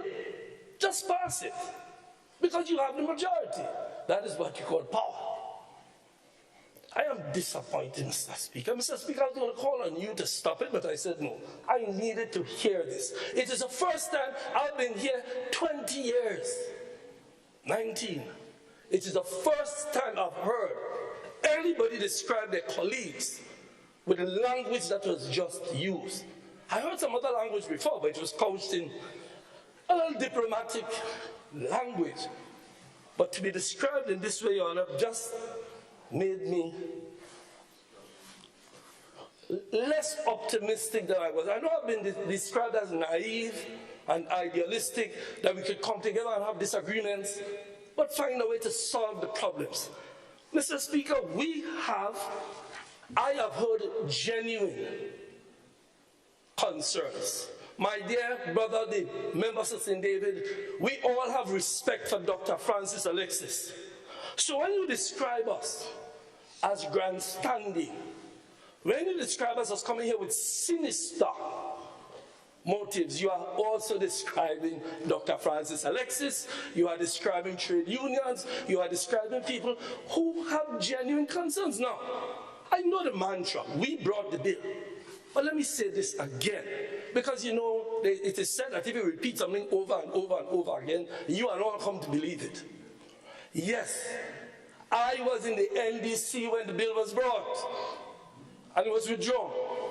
I was in the LMP when it was brought, and yes, it was passed, but not brought to Parliament. Now, what did we ask for? Really, I mean, be honest. Be honest. We said that while we brought the bill, as we did with the cannabis bill, we passed the cannabis bill into cabinet, but we brought it to Parliament and laid it for first reading. Because it is our view that something as important as the decriminalization of cannabis should be subject to government discussion. Now, let me tell you what happens. It could be that we pass the bill in cabinet, and when we enter the public space, and when I talk to my trade union colleagues, and I talk to my business colleagues, and I talk to you, just say, Peter, we disagree with that. And then I become wise. Similarly, my dear brothers and sisters in this house, listen to the content of what we're saying. Not the form and the fact that you feel it's a zero-sum game, that if you agree with me, you're losing something. No, if you agree with me, you can gain something. Mr. Speaker, my colleague from St. Andrew Southeast made some points. I don't necessarily agree with everything she said. In fact, Dr. Alexis, in his radio program on Sunday, defended parts of the bill, but said parts of the bill concerning. It is not a zero-sum game, brothers and sisters, Mr. Speaker, if I may use that language. So, for example, we have Section 33, where the magistrate has the right to sign a warrant. Now, my dear sister says here she believes that it should be a judge. Nothing offensive in what she's saying. You may disagree, and there may be good reason to disagree. I believe the Attorney General who is in the House could explain these things if given the opportunity. So what did we suggest? I suggested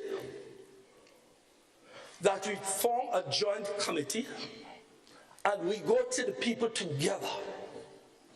And you go with the Attorney General, and when these concerns are raised, the people are answered properly. And I'm sure most of these things here can be explained. Section 44 talks about the commissioner delegating all his powers. There are concerns about that, serious concerns. I'm sure can be explained. And what we said, and again, please, listen. There is nothing wrong with listening. We are not saying we have fears. We are saying we have heard. And every time your bill bring bills like this, you remember, do we remember the referendum? Do you remember the kinds of things that were said in terms of what the referendum was going to bring? And most of us know a lot of it was not true. That is the nature of our society. People have concerns. Listen. I am sure if you were sitting in a room without these microphones, we have a lot more agreement. We have a lot more agreement. We never said anything offensive. We accept, and let me repeat it again.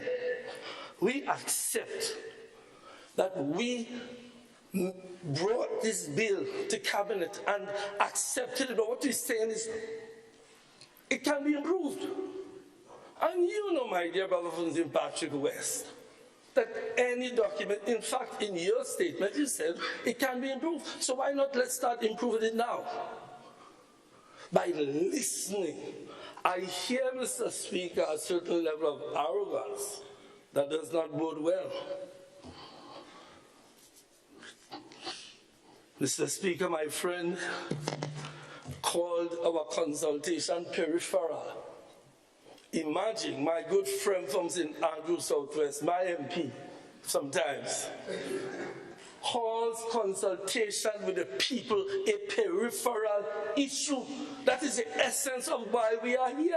That's right. It is the essence of our membership in this house. You can't, my good colleague, call that peripheral. To ask that we discuss it more and to take the Attorney General on a round the country trip to explain to the people, it does two things. And this is the point we made. We are not saying that the bill is bad. We are saying if we don't explain it to the people, we will not get buy-in. And that if we show unity in the education process that you called for, it can help bring our country together. People hear these things where we are being described as petty and hypocrite and playing dirty and sinister. People hear that in the people's house. What do we expect to happen in our communities? Let us be respectful of each other. We disagree, as we should. You know, for years, people said, we need a strong opposition. You know, members on the other side, we need an opposition. You get one, I know you're calling them sinister, petty, dirty, grandstanding. Decide what you really want before you come to this house. Mr. Speaker, I want to repropose.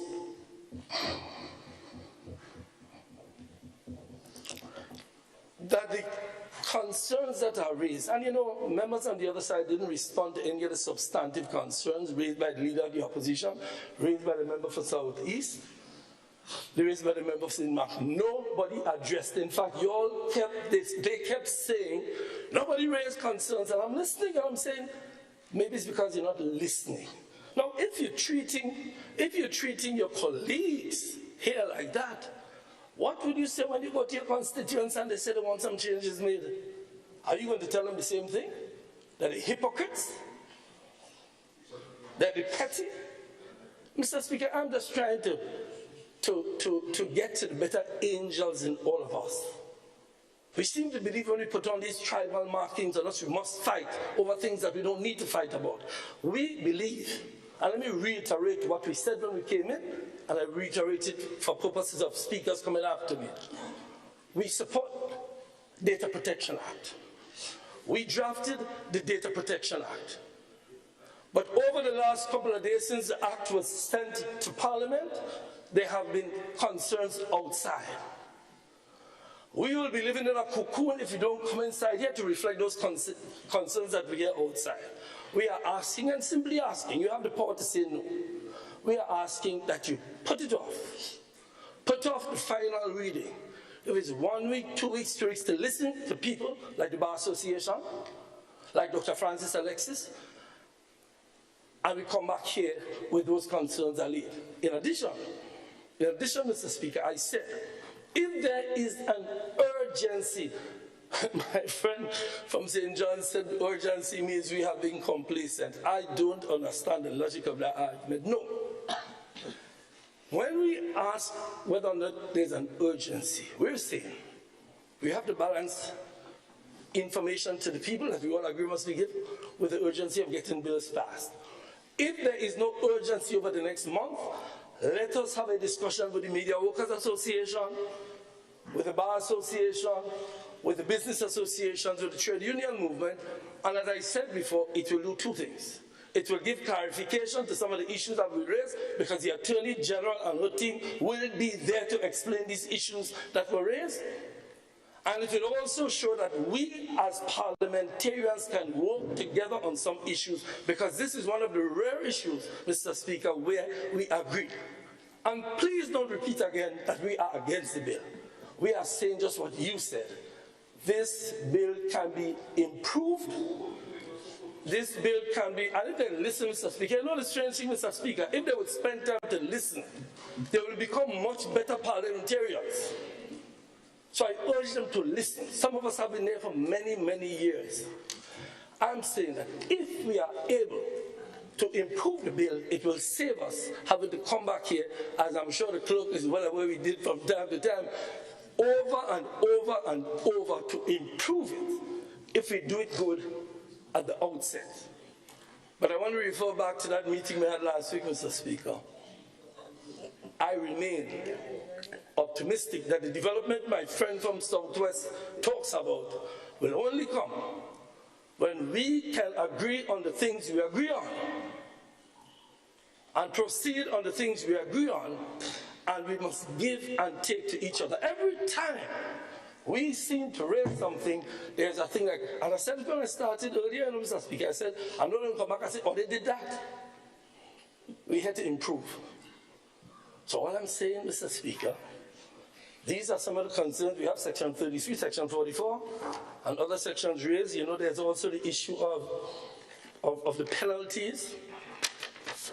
Some people believe it's high, but I understand that penalties can appear high, but the magistrates or the judicial officers can give lower penalties. So that may be able to be explained by the Attorney General, but when people see it, people believe, boy, you're getting charges. No. So it may not be as harsh as it appears. And the next issue is a code of practice for the Commission. It will be good if at some point we can insert a code of practice that guides the practice of the Commission. And all of these recommendations are not made to criticize the bill that we drafted. It is said in the spirit of improving the bill that we drafted. Don't keep saying it like if somebody's trying to hide it. We drafted it, so therefore we can propose improvement. If you don't support it, you don't support it. We can leave here in good spirit. But please, and I go back to what I started with, don't let's degenerate and start on who is hypocrite and who is petty and who is sinister and who is about foolish mantra. Mr. Speaker, I urge that you counsel our colleagues that we should be respectful of each other, even when we disagree. Even when we disagree, if you listen to what we're saying, there could be things that you will agree to. So, Mr. Speaker, my position is that this bill needs improvement, and my view is that we can get the improvement now if we subject this thing to the scrutiny of the people who we represent. And best done if we do it together. Much obliged, Mr. Speaker. Thank you, Honorable MP for the town of St. George, and thank you for counseling the House on the use of language, especially in this House. I seem to have missed the Honorable Prime Minister, so I now invite him to make his contribution. Thank you, Mr. Speaker. So, Mr. Speaker, I think second reading was proposed so that we could debate the bill, not so that we could re-debate the motion of whether we suspend the standing orders. And respectfully, a lot of what has been said really focused on, in my view, re-debating the issue of the standing orders. But I want to commend the Honourable MP for saying, Mark, because, and to some extent the MP for St. Andrew Southeast, because they did make the effort to identify a couple clauses in the bill which they think may need addressing and could be, and I'm quoting the MP for the town of St. George, improved. Well, Mr. Speaker, some of us has asked for work. And when the work comes, we want other people to do the work. We are the MPs. We were elected by our constituents to come here and to express policy for the state of Grenada through the enactment of legislation. And sometimes we go on and on and on as if things are complex and difficult and mysterious and mystical. And they're not. And part of that, respectfully, Mr. Speaker, is because of the legacy of the kind of politics we've had in Grenada. So let's take section 33 of the bill. 33(1). It reads, if a magistrate is satisfied. So if you feel we should replace magistrate with judge, we are going to committee. And with one stroke of a pencil, we could move magistrate and put High Court judge if we agree. Is that too difficult for us to do in this House when we talk about working together? I have no particular difficulty. I'm neither here nor there. But I can tell you, in the state of Grenada, there are only 3 or 4 High Court judges. My learned and distinguished colleague, who I believe is now back before the bench, and who practices principally in the magistrate court, knows that there are more magistrates than there are High Court judges. Knows the schedule of the High Court judges. And must know, as an experienced and practicing lawyer, that it is quite enough, almost the rule, that almost all requests for search warrants go before a magistrate.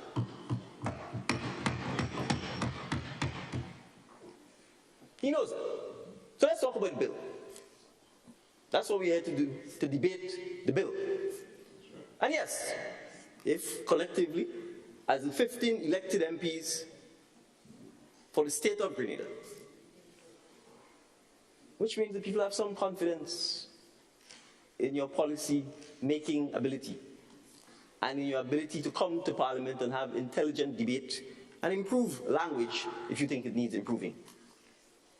So if we think in our collective wisdom, notwithstanding that there are more magistrates than there are High Court judges, notwithstanding that High Court judges tend to be involved in far more complex and time-consuming matters, if we still wish to burden them with dealing with what are often fairly run-of-the-mill issues such as getting permission for the execution of a search warrant, then certainly we could impose upon our High Court judges to be the authority to give permission for the execution of such warrants.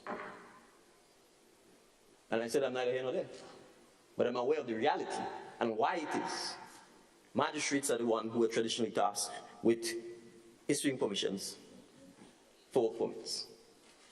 I heard my learned and distinguished colleague, both at the bar and in this house say we have not listened and responded to the issues raised about the concern of the bill.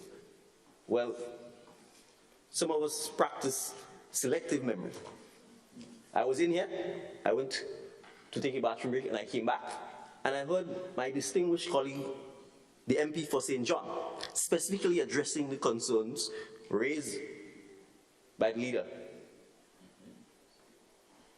of His Majesty's opposition about the fact that he viewed the penalties for breaching the provisions of the Act as too severe. Well, I think it is because she was listening to him that she could have responded to the fact of saying, if you understand the complexity, the all-encompassing nature of the digital era, and the vast amount of data that is collected on people, and the significant threat to people's lives, livelihoods, and their reputation from the fact that as it stands in Grenada, we are in Wild Wild West because there is no legislative framework protecting people's personal data. And that if we, as parliamentarians, want to send a message that we view people's right to privacy, to confidentiality, to not have their personal data misused, that we will send the message by passing legislation that has significant consequences for when you break the law. It is because she was listening. But again, if we feel $100,000 or $50,000 is too much, as the persons who are elected, we are going to committee. We can say $100,000 is too much. 50,000 is too much. Maybe we can say 25. The Chief Parliamentary Counsel is here. The Attorney General is here. You are telling me that we can't simply ask the professionals to say, if, as the persons who've been elected to enact legislation, we feel we can stretch a line to 100,000 and change it to 50,000, we can't do that. Let's be real. That is what debating and improvements to a bill are about. There is objectively no superior or inferior position as to whether it's 100,000 or 50,000. This is essentially decision making.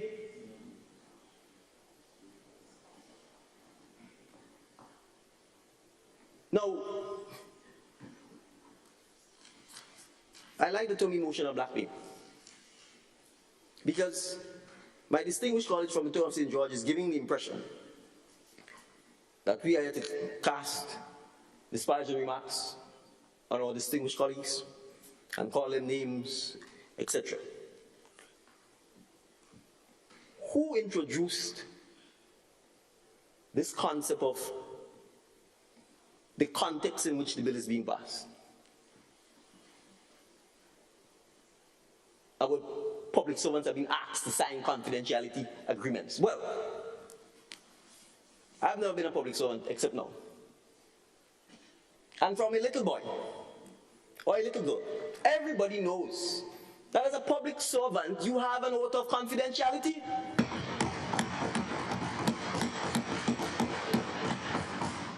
Everybody knows that if you're a public servant, you cannot disclose information which comes to you during the course of your employment as a public servant unless explicitly authorized to do so.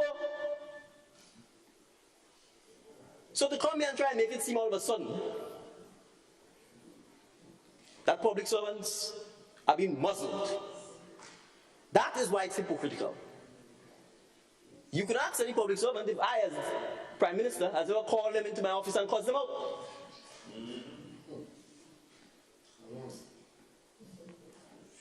So you have to decide whether you want to keep the quality of the debate high or whether you want to descend. Who came in here and talked about fear?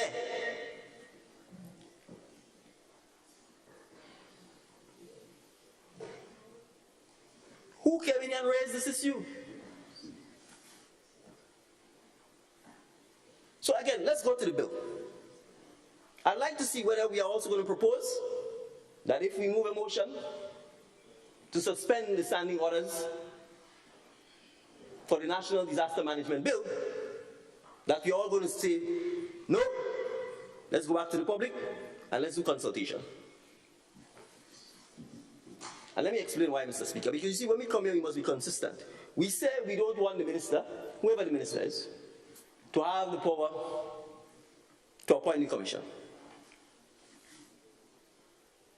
As if this is unusual. As if this is unique. Yes, Honorable MP for St. Mark, it was said by your colleague from St. Andrews, Southeast. She had concerns that you're giving one person the power to appoint this commission. I mean, really? Almost every piece of legislation that creates a statutory body in Grenada gives the minister the power to appoint them.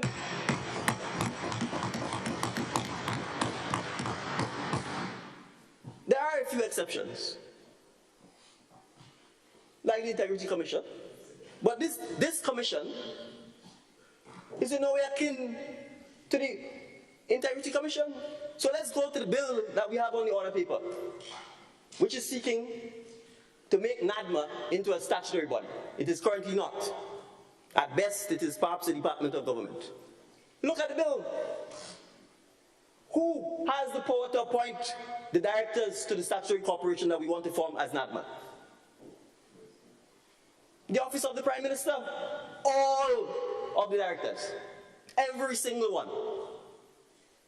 That's not unusual. My friends have sat and provided over hundreds of pieces of legislation in their 20 plus years in Parliament, and almost to a T, every statutory body, almost every commission, it is the minister who is given the power to appoint them. So when you come to Parliament and give the impression that we are trying to pass legislation drafted by you, as you said, approved by you, and which in one mouth you say you're supporting and in the other mouth you're not supporting, and give the impression that we are trying to amass power in the hands of some minister. If you were the minister here today, would you be saying that? Of course not, because that's the same legislation you approved. And if you know it was not appropriate, it was inferior, why did you approve it? That is the hypocrisy. If you knew that you were approving, as the highest policy-making entity in the land, the cabinet, legislation that was inferior, why did you approve it?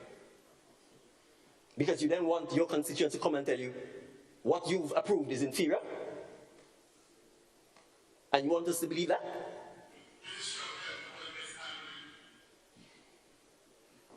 So, Mr. Speaker, as I said, if we want to debate the bill, we can debate the bill. We haven't really debated the bill. What it's been is this attempt at, because you make a proposal to us, which we disagree to, you go on and suggesting we need to mature, we need to listen.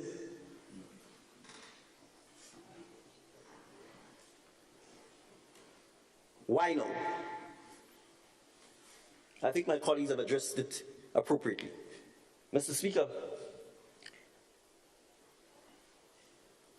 there's a certain point in a nation's development where we had to continue down this trajectory of never today, come back next week, come back tomorrow, another month, and then we never get it done.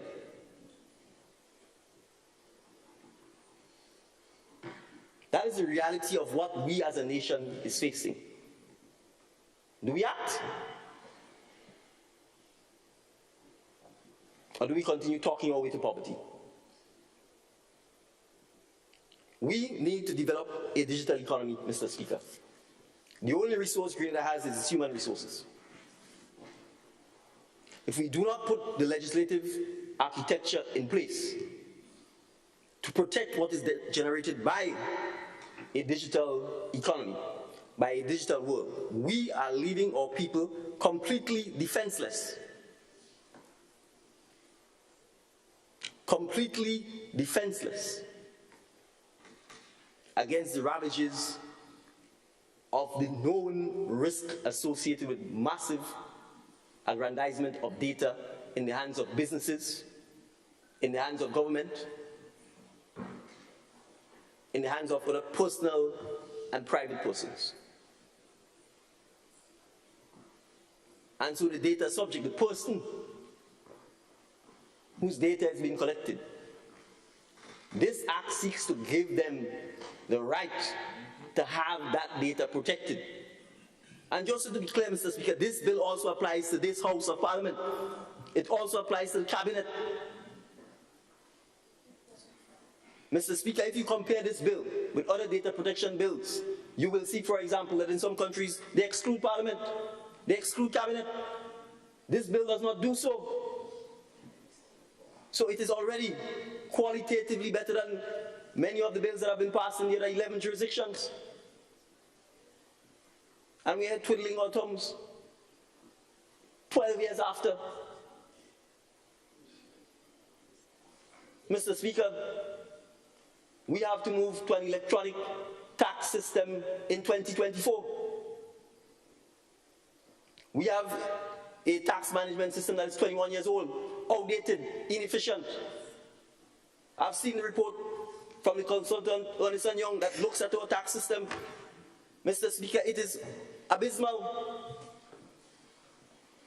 That is what we presided over the last 21 years. When you see the data, it tells you you have people, four names. They can't distinguish between the four of them.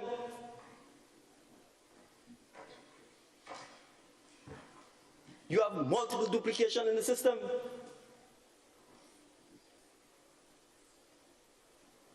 When I came to Parliament and said there were millions and millions of taxes outstanding, the hard-working public servants at IRD are not in a position to say yea or nay because they cannot verify the quality of the data.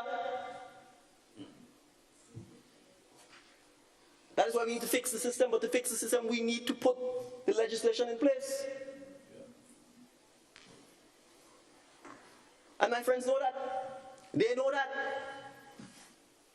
The DGR4 program project that was referred to by my friends is their project. Conceived by them. They know a significant component of that project is that same tax system that I'm talking about.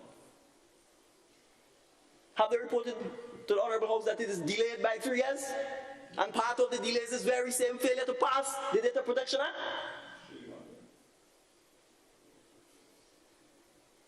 No. Because all of a sudden it is convenient not to do so. So, my learned and distinguished colleague from the town of St. George, if you think the bill needs wordsmithing, we are going to committee. Anybody who knows me knows that the later it gets in the day, the more energy I have. So if we need to sit and walk through the bill line by line, I'm prepared to do so. If we need to do it clause by clause, I'm prepared to do so. If we need to do it part by part, I'm prepared to do so. But the days for always saying, let's push it back,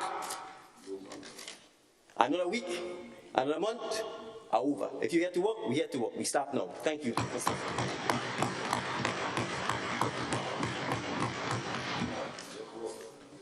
All right, thank you, Honorable Prime Minister, for your contribution. I now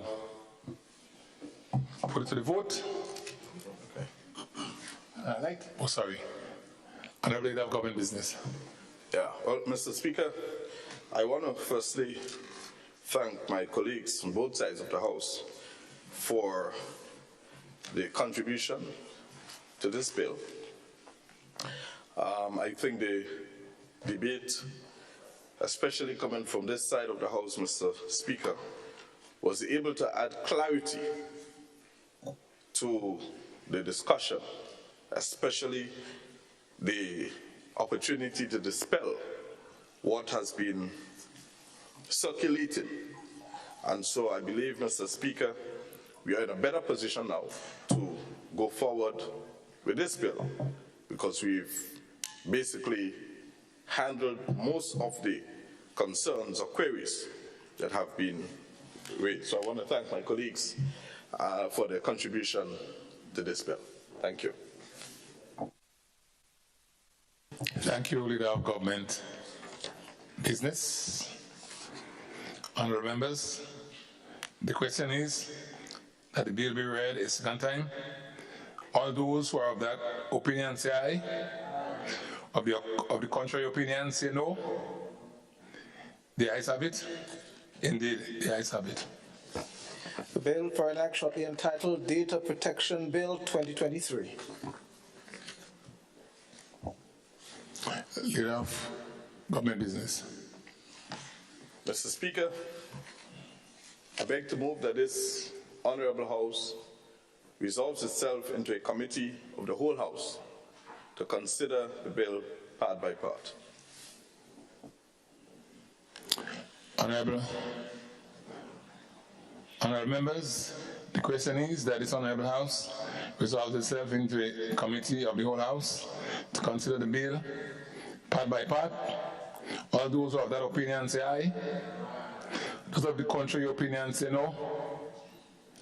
The ayes have it. Indeed, the ayes have it. This Honorable House is now in committee.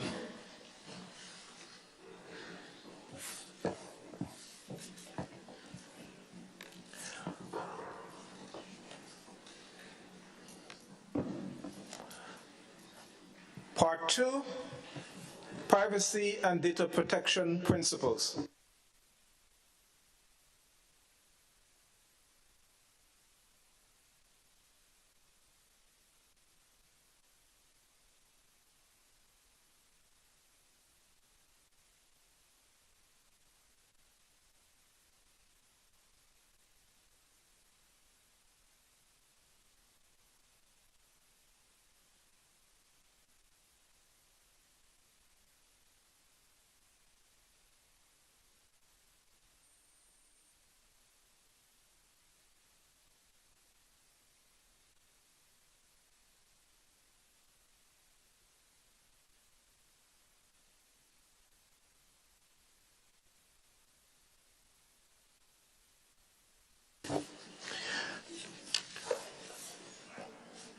Part 2, Privacy and Data Protection Principles. Honourable members, the question is that Part 2, Privacy and Data Protection Principles, form part of the bill. All those who have that opinion say aye. Of the contrary opinion say no. The ayes have it. Part 3, Rights of Data Subjects. Mr. Speaker, so we are not going through the clauses clause by clause. We are just going through parts. Yes, because of the size of the bill.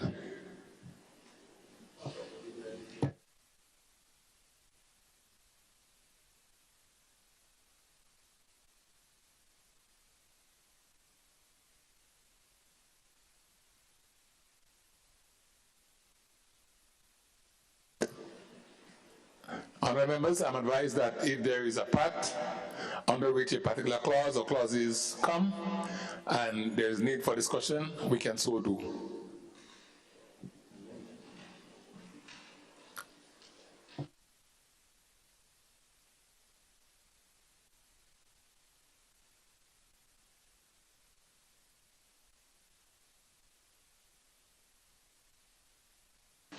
So,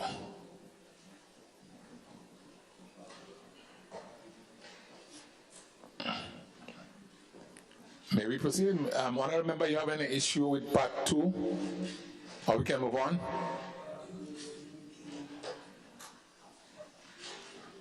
Seven to 14.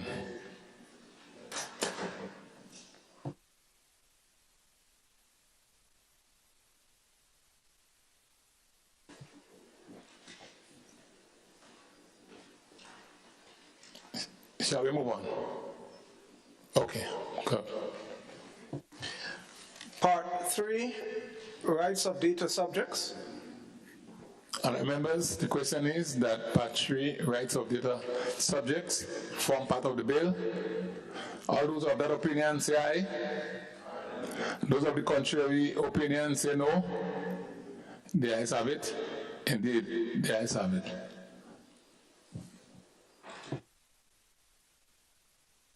Part 4, Exemption. Mr. Speaker, may I ask you to just say part 4 covers, because my computer is moving slow down. It covers section 1 to what? Part 4 is just 22 and 23. 22 and 23. Yeah.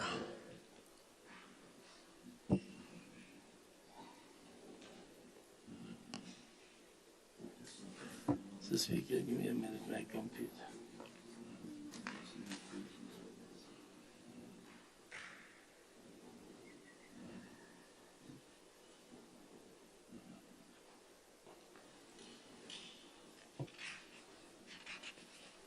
Okay, Mr. Speaker.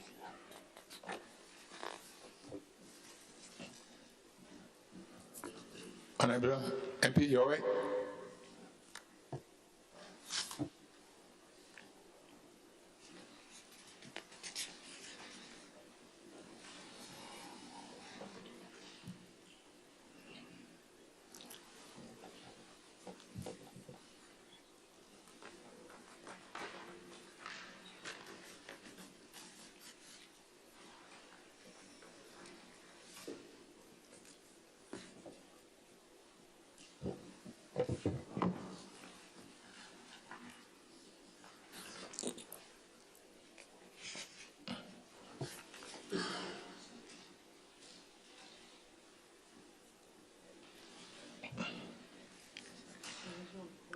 I think we can proceed, Honorable MP.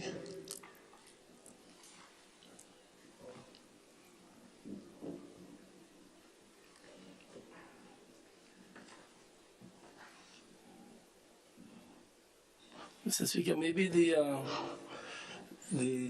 experts can help me. There is a section which talks about, I thought it was 22, that if the person believes that the subject will have agreed to have the data released, then that is okay. Which section is that?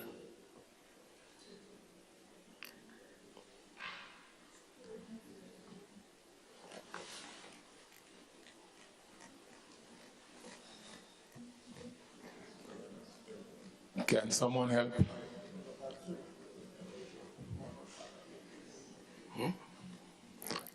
I am told it's under part 3. I thought it was in 22, but I'm not seeing it there. I had notes on it here.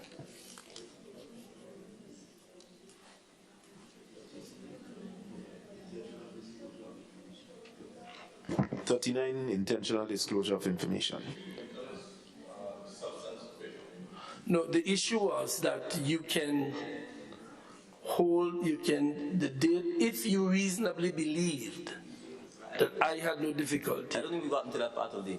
But you're not there yet? No. Okay, fine. That's what I thought we got. Mr. Speaker?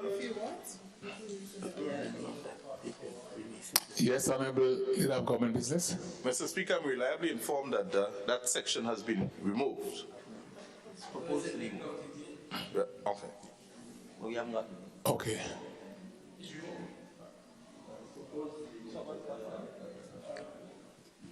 All right. We will proceed, honorable members. The question is that part 4, exemption, forms part of the bill. All those of that opinion say aye. Aye. Those of the contrary opinion say no. The ayes have it. Part 5, Information Commission. Honorable members. Mr. Speaker. Which slide? Honorable Prime Minister. Yes, thank you, Mr. Speaker. I'm looking at the clause 24(2). That's 2. 2. Well, so there's 24. I'm using what's in front of me. There's no 24(1) next to it, and then there's 24(2). So I'm just saying from a typographical error point of view, it should be 24(1) in brackets first. So I'm proposing that the amendment be 24 in brackets 1. You only have 4 subsections. Yes, but I'm saying when you look at it, you see it says 24, but there's no bracket 1 next to it, and then. So I'm saying that it goes 1, 2, 3, 4 rather than 2, 3, 4, 5. Yeah. No, it will still be 1, 2. No, the top is. It will still be. It will still. Right. So the 1 in brackets is missing. Are you following? Yeah. Right. So my proposal first is that 24 in brackets 1, the in brackets 1 be inserted as an amendment. Yes. Right. If No, and then I wanted to move to 24-2.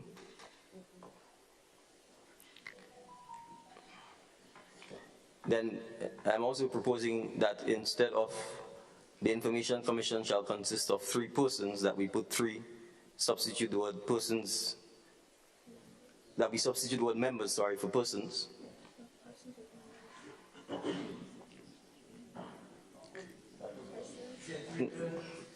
Yes, we're doing it here at committee stage. Yeah. And Mr. Speaker, I want to, just so that my friend understands that we are serious and that we do in fact listen. I listened to the concerns raised by the MP for St. Andrews Southeast regarding whether it should be the minister appointing the commission. It honestly doesn't matter to me because, unlike other persons, Mr. Speaker, I am here to serve and I've already given an expiry date on my service. So, whether I was on this side of the House or on this side of the House, those of us who have concerns about politicians who are ministers having too much power, I too share that general concern, especially if the politician is not one that knows that power is like electricity. You could either use it to kill someone or you could use it to create beautiful things. A lot of politicians use power to kill people. So, Mr. Speaker, I certainly would wish to propose an amendment because I've spoken with the drafting team to see whether there are other examples where the appointment of the commission is purely the minister or whether there are other options. So there are options. You can have the Governor General appoint the 3 members of the commission, for example. So if my friends' comments were genuine and they think it shouldn't be the minister, I am happy to propose to the House in committee that we go with, for example, the Governor General. You could have the Governor General in consultation with the particular minister, perhaps for one person. You could have the Governor General in consultation with the opposition for another person. And then you can have the Governor General appointing someone of his or her own volition. That's one option. I'm just simply saying that, and that's the point I was making. These things are not that difficult to address. So I'm happy to propose that we remove, for this particular section, 24.2, and it will obviously apply to 24.3, that we can very well place the power to appoint in the hands of the Governor General, and we can even go further. Have the Governor General appoint one on the recommendation of the particular minister or the Prime Minister. Have the Governor General appoint one on the recommendation of the Leader of Her Majesty's Opposition, and then we can have the Governor General appoint one in his own volition. I'm satisfied that on our end, given that we recognize that the purpose of the Commission is to protect our citizens and to ensure that there's oversight, including over government bodies, statutory bodies, the Parliament and the Cabinet, that we could even strengthen the independence of the Commission by doing so. So I'm happy to propose the amendment, as I've stated, Mr. Speaker, for comment by members in committee. Sorry, Mr. Speaker. Honorable MP for Thompson George. I am, well, that was not, I know the member for St. Andrews Southeast proposed it. I know and I agree that much of these legislations have the minister, and it means minister in cabinet. It doesn't mean the minister, because we've had to deal with that over the years. I don't have a difficulty, but I don't want to make it messy either. But I'm not sure if what you're proposing will offend other sections of the bill, and so that is why I don't like to take a decision on one part without an overarching view on from the drafters and the experts, whether or not that will offend other parts of this bill or other bills. So and that is why, and I don't want to go back to it, that is why I would like an overarching in-depth discussion of everything. But if the drafters believe it will not offend any other part, I have no difficulty with it. So, well, you see, I hope my friend exhibits the same trait he's asking us to exhibit. Listen, I made it clear that I consulted with the drafting team before making the proposal that I'm making. Right, and I'm just reiterating what you said. Once it does not offend, I'm not suggesting, because by you saying you consult, it doesn't answer my question. Will it have any offense, not only this legislation, but any other similar legislation? I'm fine with it. That's the essential point I was going to make. You know, to agree with you. Don't resist that agreement on this side.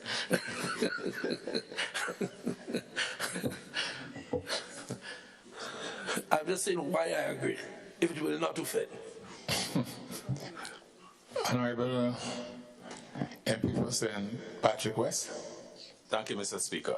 Mr. Speaker, in the event that we go ahead with the, pardon, Mr. Chair, with the amendment proposed by the Honorable Prime Minister, given recent history, given the size of our parliament, it is quite feasible that one day we may end up with another parliament with all members on one side, not necessarily in the manner that it happened before, in the direction.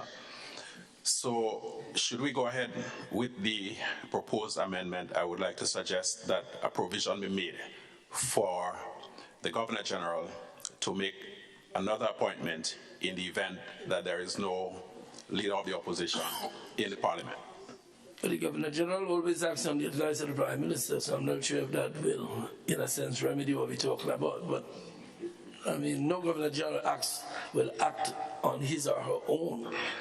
It's the nature of the job.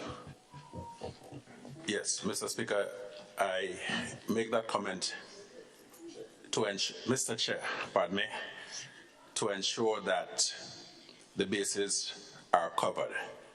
We have seen the situation that prevailed with when it came time to appoint opposition senators.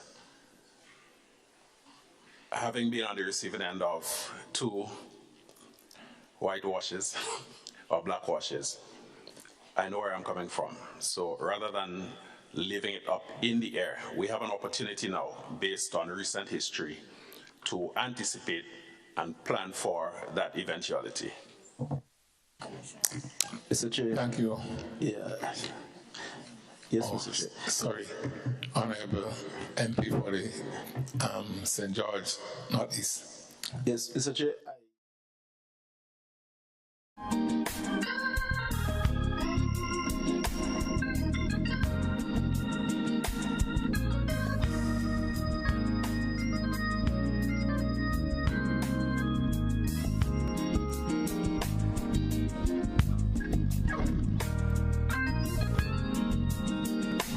Hello, Grenada.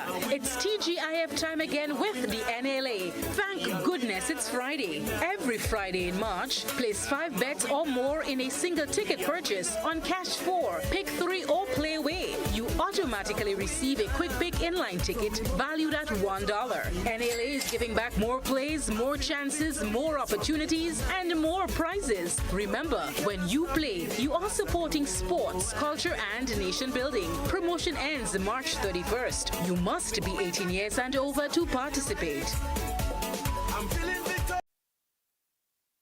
Hello viewers and listeners, this is the National Lotteries Authority's Daily Pick 3 Midday Draw. It is Tuesday, March 14th, 2023. I'm your draw hostess, Leslie Ann Johnson. Supervising the draw is Ms. Giselle Alexander.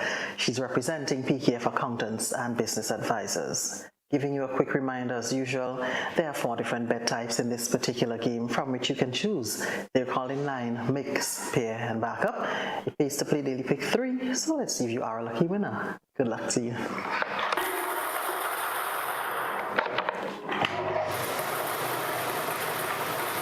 Alright, so first number 9, the second number 9 as well, the final number. The final number is also 9, yeah. So just to recap for your benefit, our first number is 9, followed by 9. The final number is also 9. Congratulations to you if you are a lucky winner. Congratulations as well to our 106 Daily Pick 3 winners from our mid-morning draw. The total payout was $21,865. The Playway draw is up next. We'll see you soon.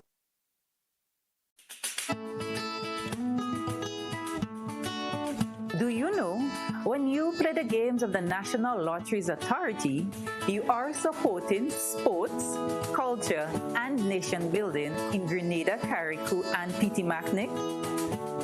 Hi, I am Junior Murray, coach, sports enthusiast, and a former West Indies cricketer. I endorse the games of the NLA 100%. For the past 40 years, the NLA has been funding many sporting activities, including competition for schools and clubs, and for athletes to participate in overseas tournaments such as the Caribbean Games and regional cricket tournaments.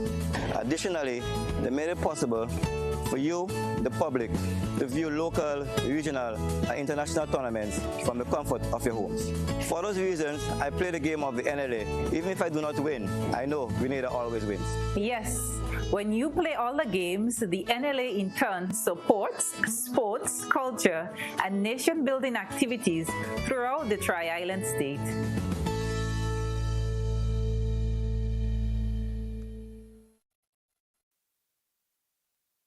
Hello once again, this is the National Lotteries Authority's Play with Midday Draw for today, Tuesday, March 14th, 2023. I'm your draw hostess, Leslie Ann Johnson. With me once again is Ms. Giselle Alexander, representing PKF Accountants and Business Advisors. In this game, you can bet from $1 up to $10, or you can bet in increments on any number or dream symbol of your choice, and be in with a chance to win 24 times the amount you bet. That is $24 for every $1 that you spend. Value your dreams and win your way with Playway. Let's see if you are a lucky winner. Good luck to you.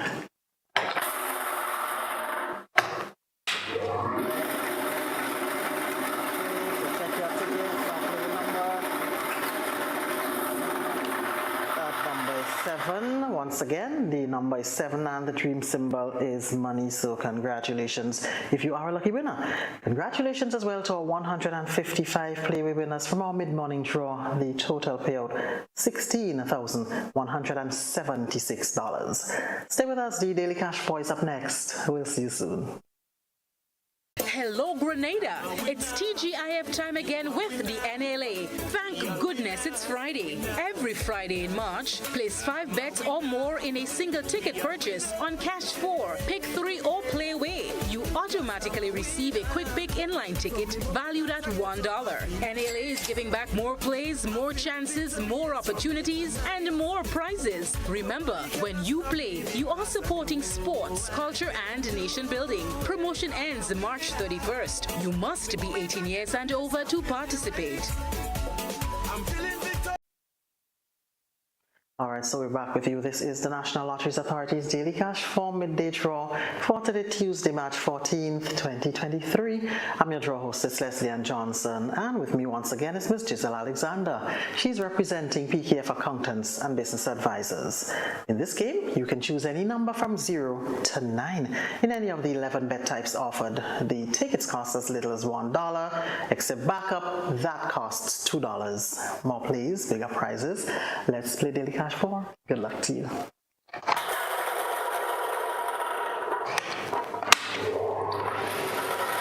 we go.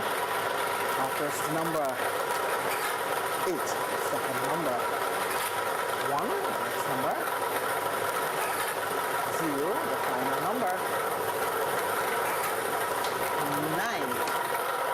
So just to recap, the benefit offer number is 8 followed by 1. The next number 0. The final is 9. So that's 8, 1, 0, and 9. Congratulations if you are a lucky winner. Congratulations as well to our 14 Daily Cash for winners from our mid-morning draw. The total payout was $3,300. Continue supporting the National Lotteries Authority. Have a great afternoon.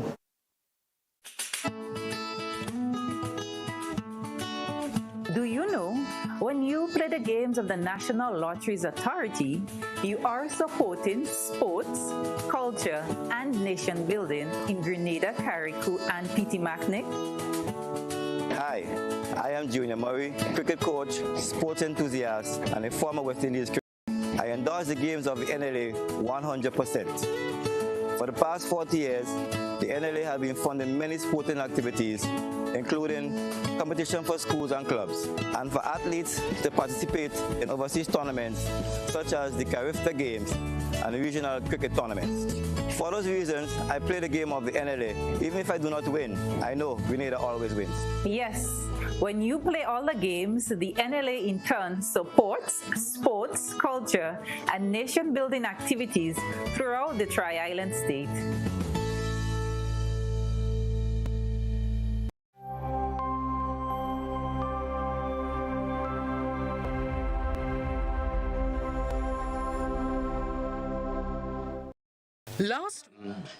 Or that the leader of, or the opposition leader simply doesn't make a recommendation, that the language should read as follows. So I'm just going to read it in general and then we can address it. The Information Commission shall consist of 3 members appointed by the Governor General on the recommendation of the Prime Minister in consultation with the leader of the opposition, having expertise in one or more of the following. So that's the proposed complete language. So I will read over. The Information Commission shall consist of 3 members appointed by the Governor General on the recommendation of the Prime Minister in consultation with the leader of the opposition, having expertise in one or more of the following areas which are set out. That's the proposed language. So I can obviously pass it to you from the drafting team. Please do. Thank you.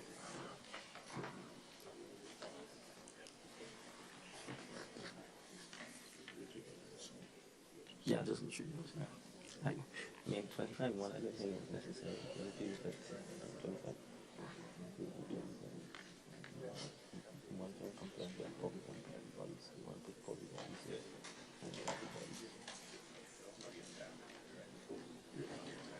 That would be interesting. No, I said we follow it. That's in consultation. That's a language. Okay. Instead of all that here. Yeah. Supplement this for this language. And let's call the question because we will document it. Okay. Right.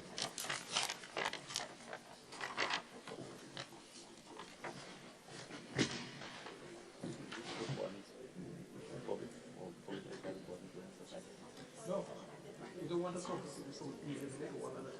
Okay. The first one. All right. Honorable members, in Part 5, Clause 24, the amendment that is proposed is that the word person be removed and replaced with members. All those of that opinion, say aye. Those of the contrary opinion, say no. The ayes have it. I think the ayes have it.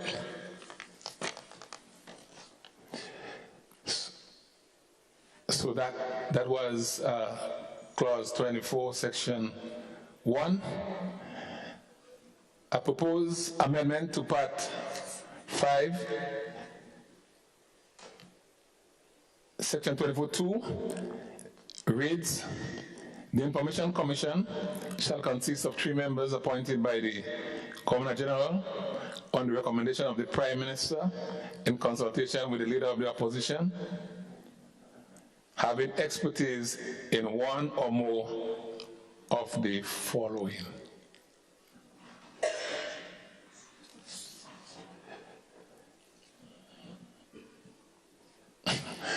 All those of that opinion, say aye.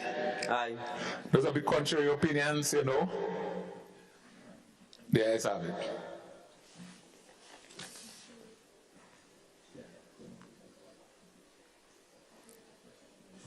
So we now move to. Oh. Right. Mr. Chair, I propose that in paragraph 24, subparagraph 3, that the reference to minister there be replaced with Governor General.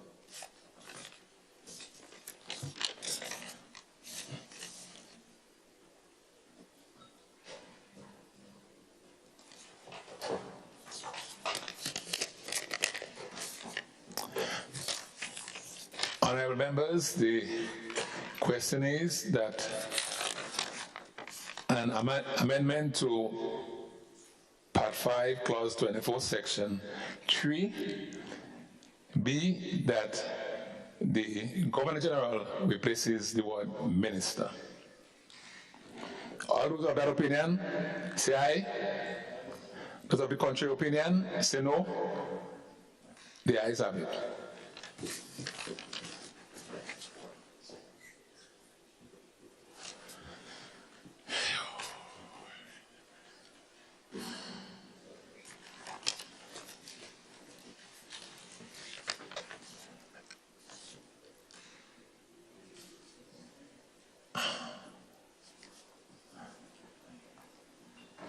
Mr. Clerk.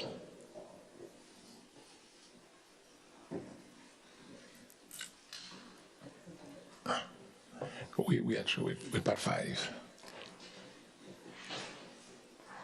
Yeah. They go on to the next. On to the next amendment. Okay.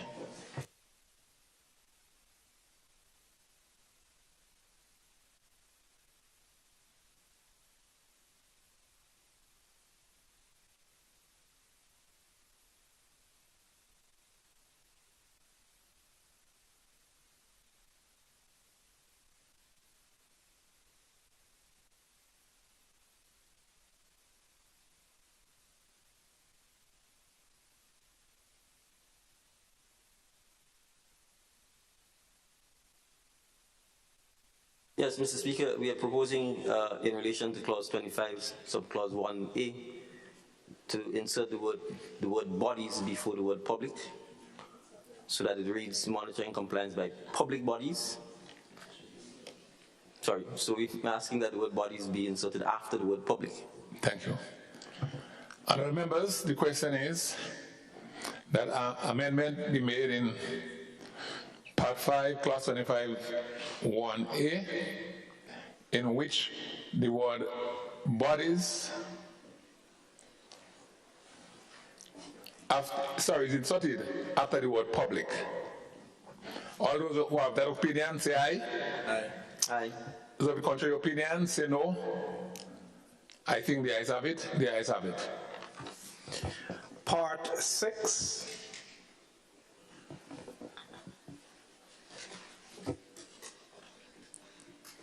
Part 6, enforcement.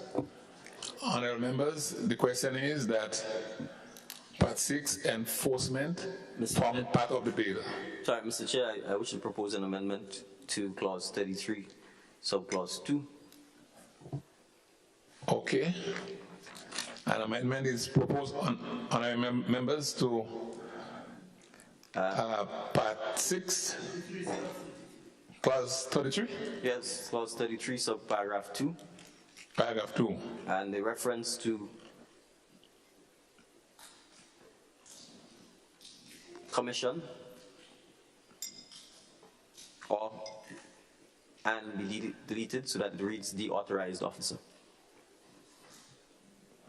Okay, so the word commission should be deleted and replaced with the authorized officer? Yes, well, I'm saying it reads the commission or and, so I'm saying we're asking for the deletion of commission or and, so that it reads the authorized officer. Oh, okay.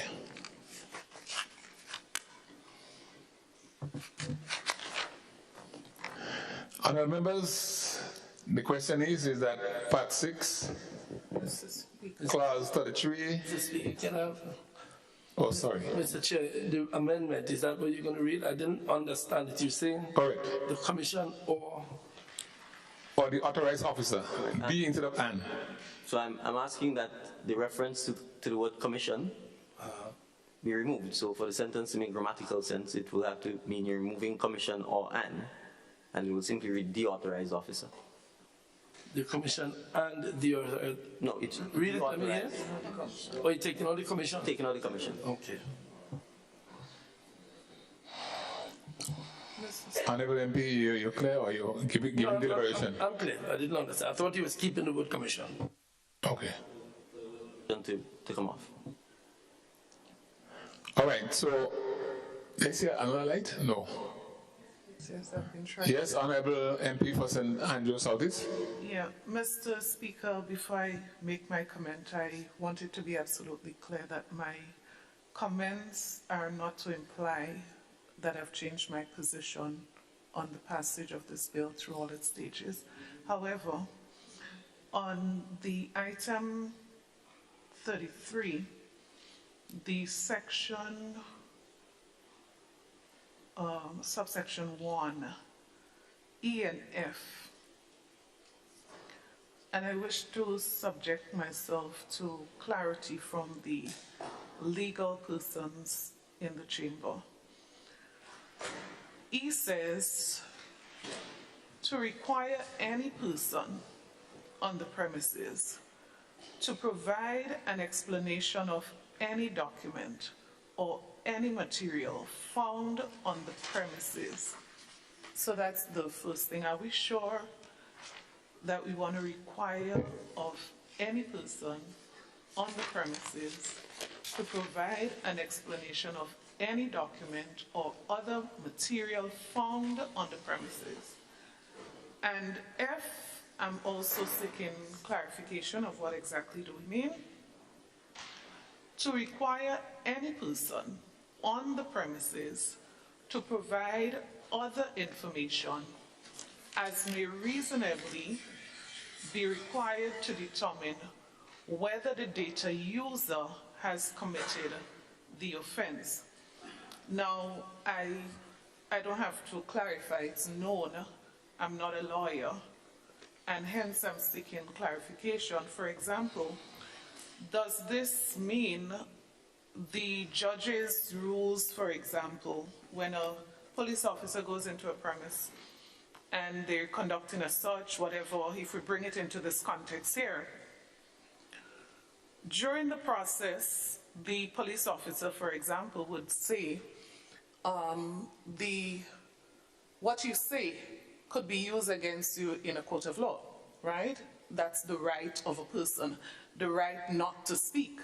Now, the clarity that I'm seeking in F, for example, does that interfere in any way with that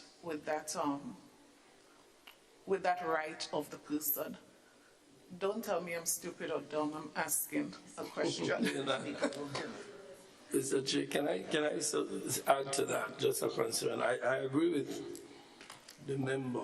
Hold on, Honorable MP for the Town of St. George. Are you bringing clarity to what you just asked?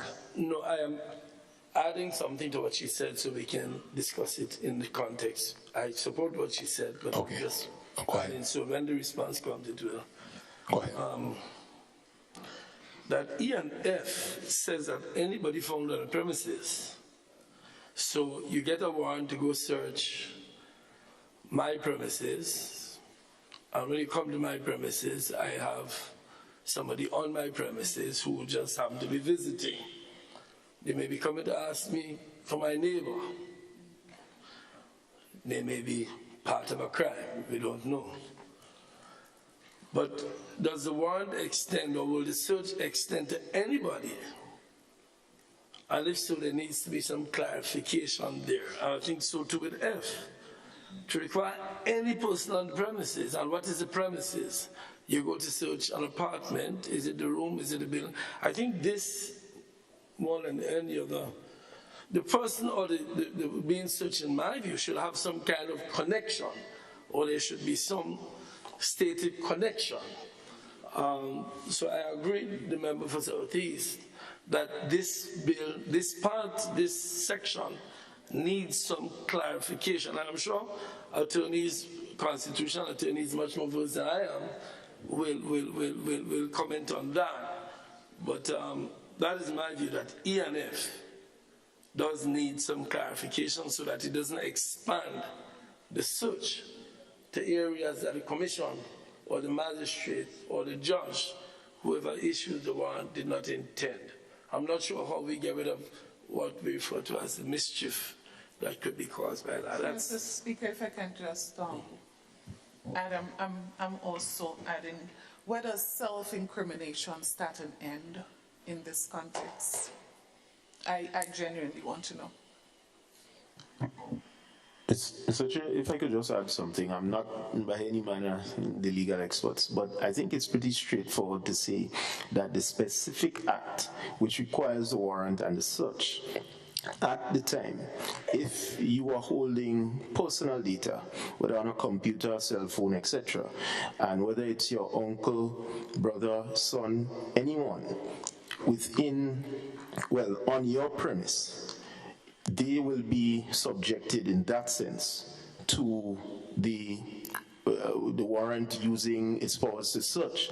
The issue is that you're not accusing the person of committing a crime because you didn't hold any data on them. In other words, in that particular thing is a cell phone, I could just pass it to member, etc., etc. The point is, it gives that reason why they will come and search you. That's one. And then it also addresses that if, when they come and search you, after reasonable grounds by the magistrate, the person on your premise at the time, they also will have to, in that sense, be observed, searched, etc. It does not say that they will be charged. So I understand the concern, but I'm certain the legal drafters may have a more deliberate explanation. Thank you, Honorable MP for St. George Northeast. Any other input before we move on? Well, sir. Honorable MP. I thought you were moving on, so I was going to ask. No, I'm not seeing any light. It's very difficult. I'm not seeing the PM's light. Well, I'd put the light on and then I'd stop. I mean, Mr. Speaker, the right not to self-incriminate and the right not to speak is always protected. Even when you're locked up in the cell, you have a right not to say anything to any law enforcement officer. Even when you're in the dock, in the courtroom, you have a right not to say anything. So the right to not incriminate yourself, the right to not have to prove your innocence remains. So let's be clear, our system of law is premised on the fact that it's for the Crown or for any state entity which alleges that you've committed a crime to prove. That's why my learned and distinguished friend who practices at the criminal defense bar knows that a criminal could sit there for the whole day and say nothing, contribute nothing, doesn't even have to call witnesses, and he can walk because the onus is on the state to prove that he's committed what is being alleged. So the right for a warrant to enter and search, or the right to ask questions, doesn't amount to an obligation on someone to answer the questions. And that's a fundamental right guaranteed by our legal system. So there's no offense to not answering. There's no offense of being found on a premise or anything of that sort. It's a search warrant. It's investigatory in nature. It's inquisitorial in nature. But people don't have to respond or answer. So, and there is no offense of not responding. There is no offense of being found on a place where there is personal data in breach of the act. So really and truly, the act reinforces and does not in any way infringe on people's right to be in any particular place or to not have to answer to any questions even if they're asked. You could have a search warrant, the search warrant is executed, you're on the premises, nothing is found. That's just part of the normal process for trying to, in fact, detect whether or not crime has been committed. And I think we need to also understand the nature of data. It's unlikely it's going to be in this form. Invariably, it's probably going to be in the context in which we are dealing with, since it's electronic. It's going to be in an electronic form. Invariably, it's either going to be stored on one of these devices, or a phone, or a server, and increasingly servers are becoming obsolete because everything is in the cloud. Mr. Chair, I am never concerned about these acts, so when they're in the hands of reasonable people. So a reasonable man would interpret it that way, but when you're giving authorized officers the power to go into premises And then when they're in the premises, requiring, this is what it will say, any person found on the premises to provide other information. In other words, it doesn't say persons found on the premises connected to, or persons come in the premises suspected of. It is saying anybody found on the premises. Two things are not clearly defined. The premises means, I assume, the warrant will say it comes into my apartment, so they come into my apartment and they find somebody sitting there and they show them the warrant. You being in here are required to provide information. Is that the intention?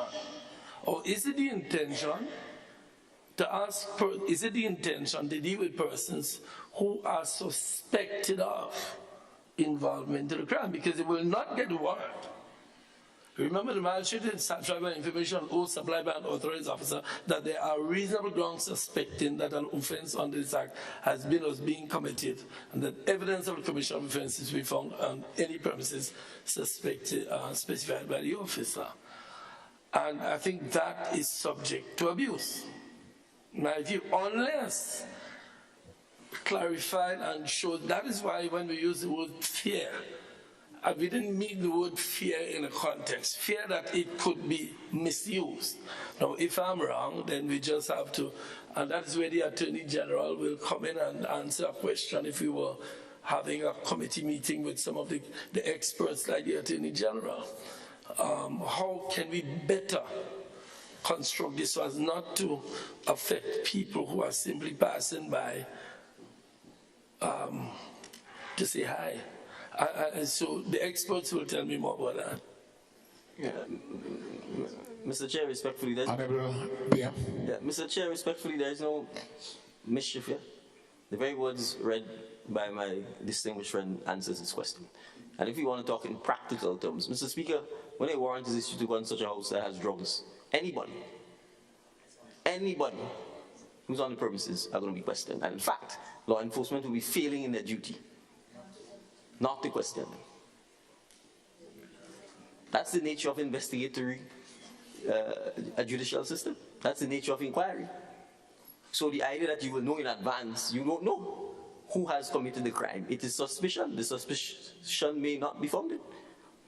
And our system is robust enough to do that. So if every time we seek to pass law, we could say it's tantamount to abuse, it could be abuse. Of course, that's the very nature of law, Mr. Speaker.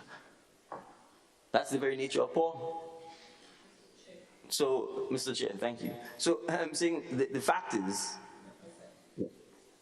you have to first satisfy the magistrate of the grounds of your suspicion. You can't do that, you can't get a warrant. So you have a first check to make sure. You have to satisfy a judicial officer. It's likely that it is that same judicial officer you have to come back to if your search warrant is successful and if you are able to determine that elements of a crime were committed and you're able to charge someone.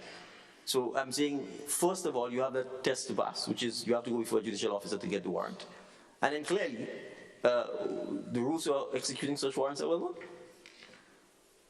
And as I've said, and I haven't heard my friend rebutted it, even if you executed someone in front of a police officer, and he arrests you, and he attempts to question you, you don't have to say anything.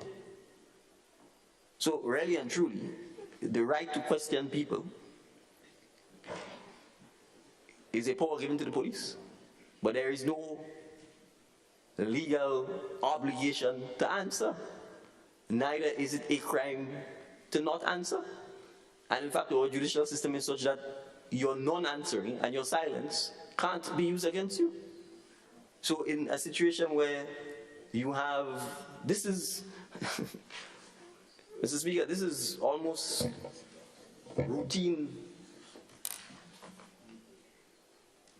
not almost, this is routine, almost standard legislative language. That's what this is. And it troubles me because we have to balance, Mr. Speaker, the right of law-abiding citizens against the right of criminals. And oftentimes I get the impression that we think criminals should have more rights than law-abiding citizens. And we always seem to want to worry about protecting the criminals rather than law-abiding citizens. What is the basis of this act? The basis of this act is to protect people from having their data misused. And if someone is misusing that data and abusing it and committing an act, we should ensure that the innocent victim has a robust investigative machinery to detect, prevent, charge, and convict persons who are engaging in that kind of act. So, so to my mind, Mr. Speaker, to attempt to restrict the ability of the investigative arm to detect whether or not someone is breaching the act should not be the approach that we should be looking at, Mr. Speaker. And I say this because I think, again, I want to re-emphasize, we are not even talking about cocaine, or marijuana, or some sort of illicit substance which exists in a physical form. We are talking here about data that is electronic, and to a large extent will either exist on devices or exist electronically in the cloud. That is what we're looking at here. And we have to understand how quickly it is that data can move from one place to the next, and how widely it can be disseminated, and the devastating impact of that.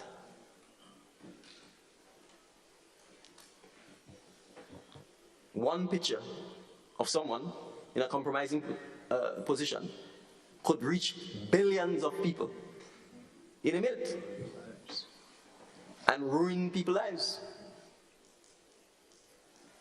This is what we're dealing with. I want to re-emphasize that, because all of us, Mr. Speaker, all of us is at risk. The office of the Governor General has been repeatedly attacked. There are fake profiles that people put up, and have been putting up on the office of our Governor General repeatedly. So it's not just data protection, protecting all people here. We have to understand we exist. When it comes to digitalization, Mr. Speaker, this is a flat world. So this is not a case of passing legislation for passing its sake. And I think my friends understand that. So they need to question someone who's found on premises where there is a suspicion that some provision of the act is being breached, is a legitimate investigative tool. You don't have to answer. You don't have to respond. Nor does our law treat that as incriminating or suggesting otherwise. And so this does not in any way, shape, or form interfere with the judge's rules or the need for police officers, if they are involved in this, to act in accordance with the judge's rules. Mr. Speaker, I am not trying to give what you refer to as criminals more rights. I'm trying to preserve the rights of people who have not yet been convicted of a crime. All I'm saying, and it's quite simple, and my friend talks about the right to silence, but he would be well aware that there has been a lot of moves now to restrict the right to silence, where people expressing their right to silence, that can be used in court sometimes against them. At least that is the tendency these days to go in that direction.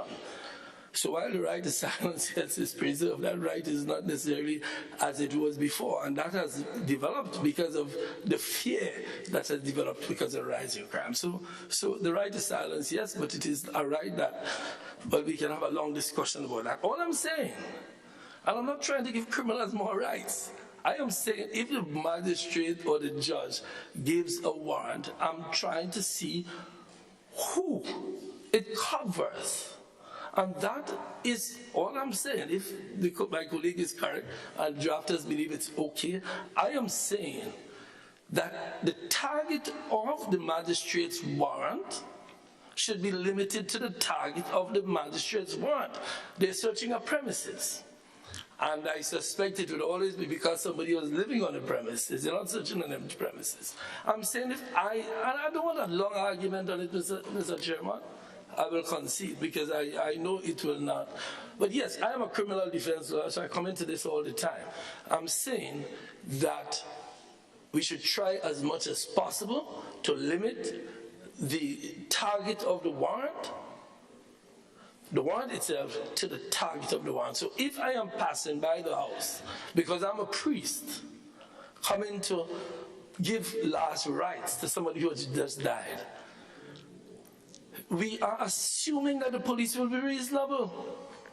That is the wrong assumption to make in the exercise of rights, because police can and sometimes aren't reasonable. So I was just asking the drafters, and that is why, Mr. Speaker, I would like to hear, because this is an issue raised by Dr. Francis Alexis also in his comments. In fact, if you go to listen to his comments on it, he exactly expressed that. So I don't want the member started by saying, I'm trying to give criminals rights more than you said. We sometimes speak as though we want to give criminals more rights than citizens. Call for the answer. Members, I don't want no trade. No, it's not back and forth. And my colleague now is getting a little bit antsy about that. Anyway, Mr. Speaker, Mr. Chairman, I'm simply saying, I'm just trying to preserve the rights of innocent people. I get charged all the time about my practice, but I'm just trying to preserve the rights of people who have not yet been convicted by making sure that warrants, when issued, are limited. If I am wrong, all they have to do is say, Peter, you're wrong. Don't suggest that I'm trying to give rights to people who don't deserve them. All of us do.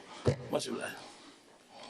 Thank you, Honorable MP, and I want us to be sensitive to the time, make your points, be precise, avoid repetitions, so that the time spent in the House is wisely spent.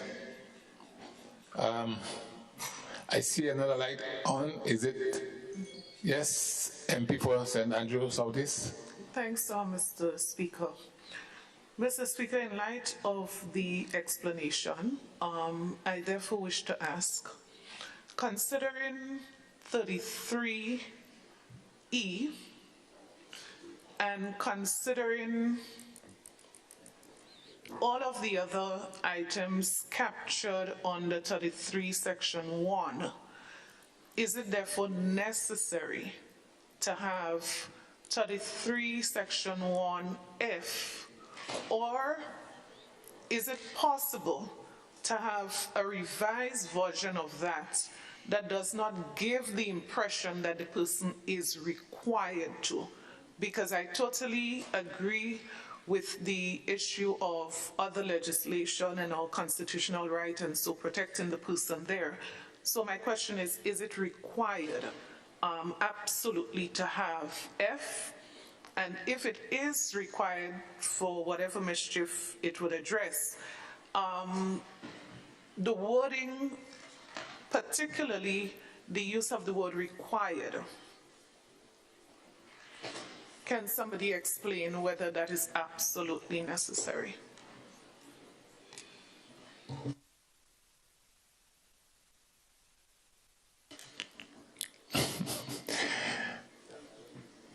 Can anyone comment quickly and briefly on the issue raised by the Honorable MP?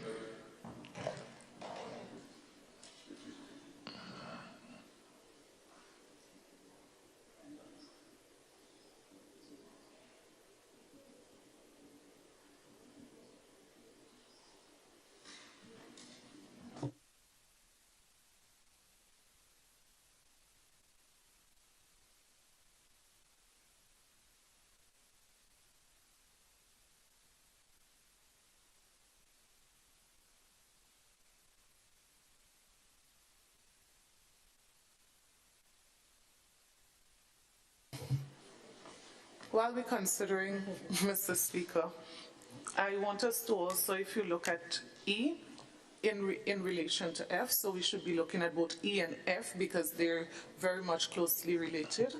I'm asking, do we need those both items there? And again, I'm asking, what's the specific mischief that is going to address?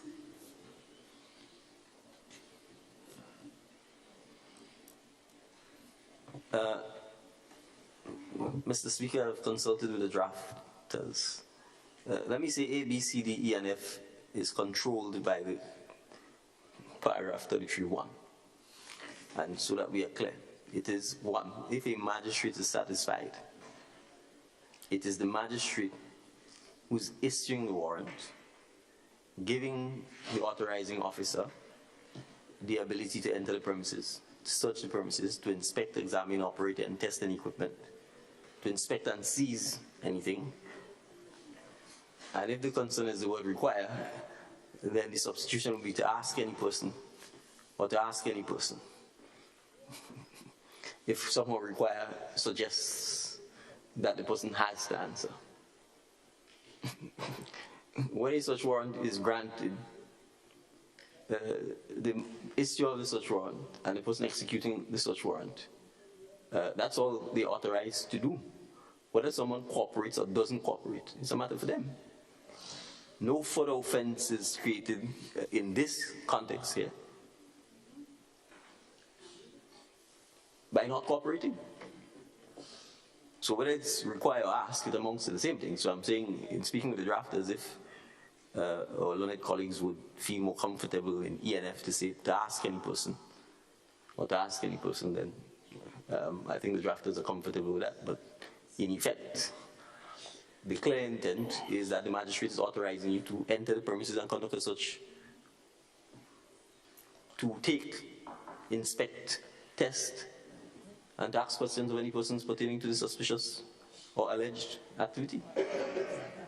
But it says, and you correctly stated, it requires me as a priest passing by to issue last rites to the deceased in the house. It requires me. Now, the experts will tell me how far that can go. And of course, we assume there's not a lawyer in the meeting there. They're meeting somebody who is not versed in the law and don't know all these rights and so on. That it's an ordinary person you meet there. So they meet the clerk inside there, and the clerk, the man says, listen, the law, it requires you to answer.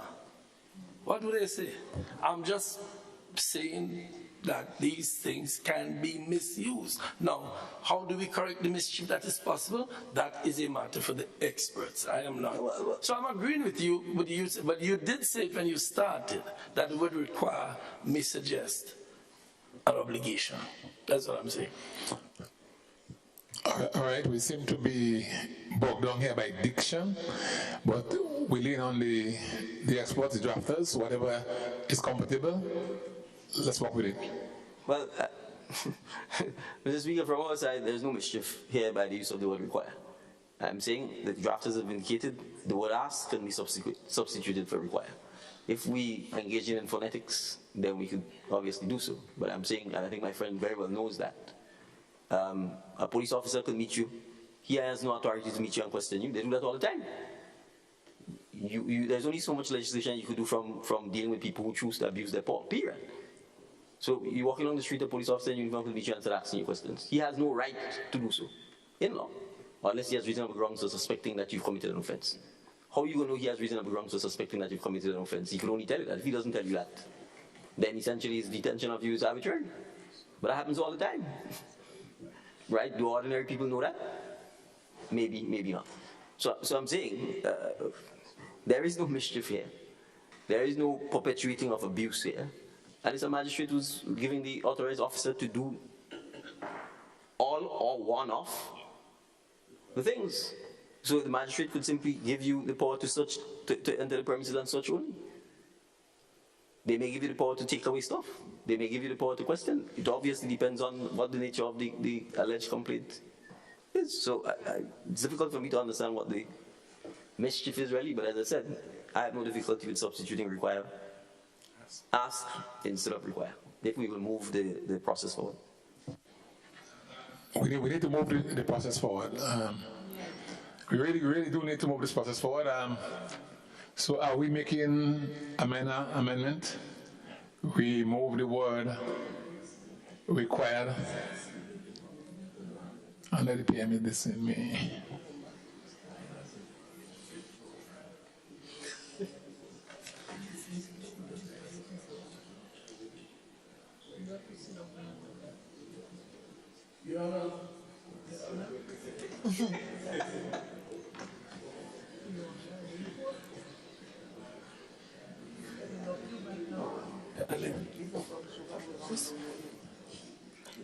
Mr. Speaker. No honorable MP for Tongue of St. George. I saw honorable MP for St. Andrew Southeast first. Her light was on before yours. No, I was, in light of your concern, I was just going to say the word ask, in my opinion, is quite acceptable in this situation.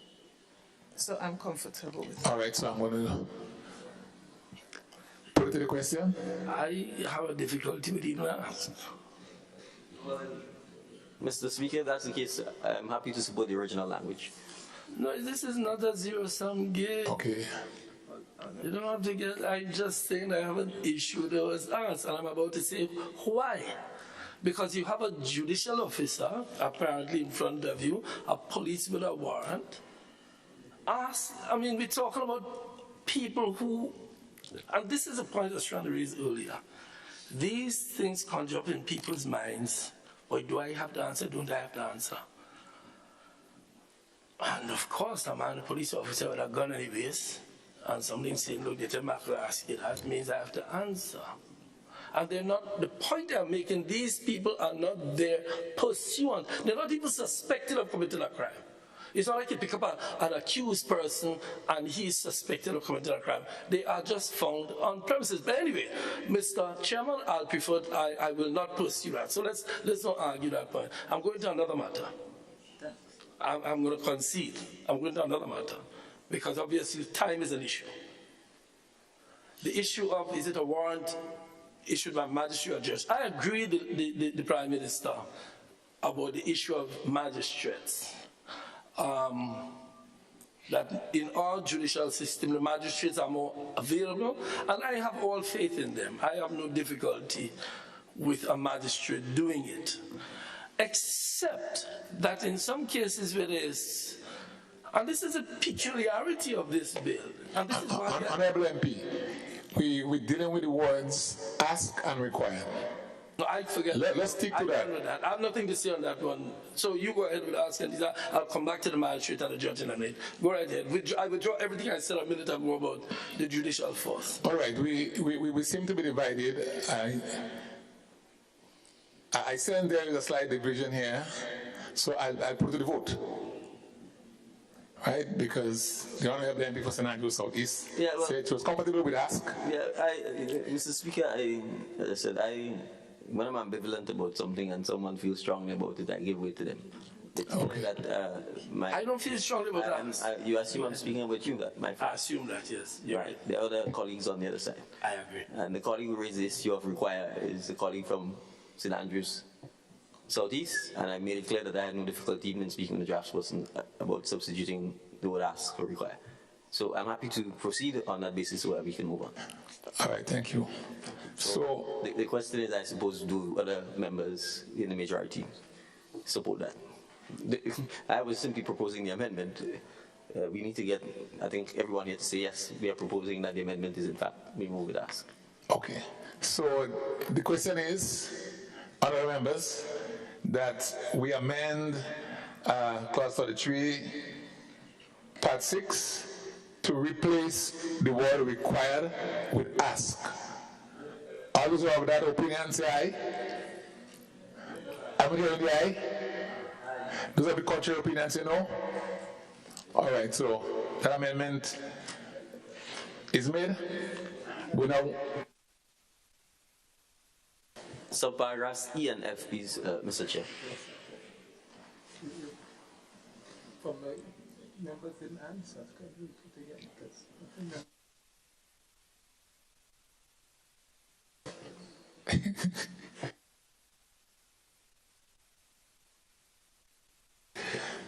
All right, sorry about that, but clearly to me the eyes have it.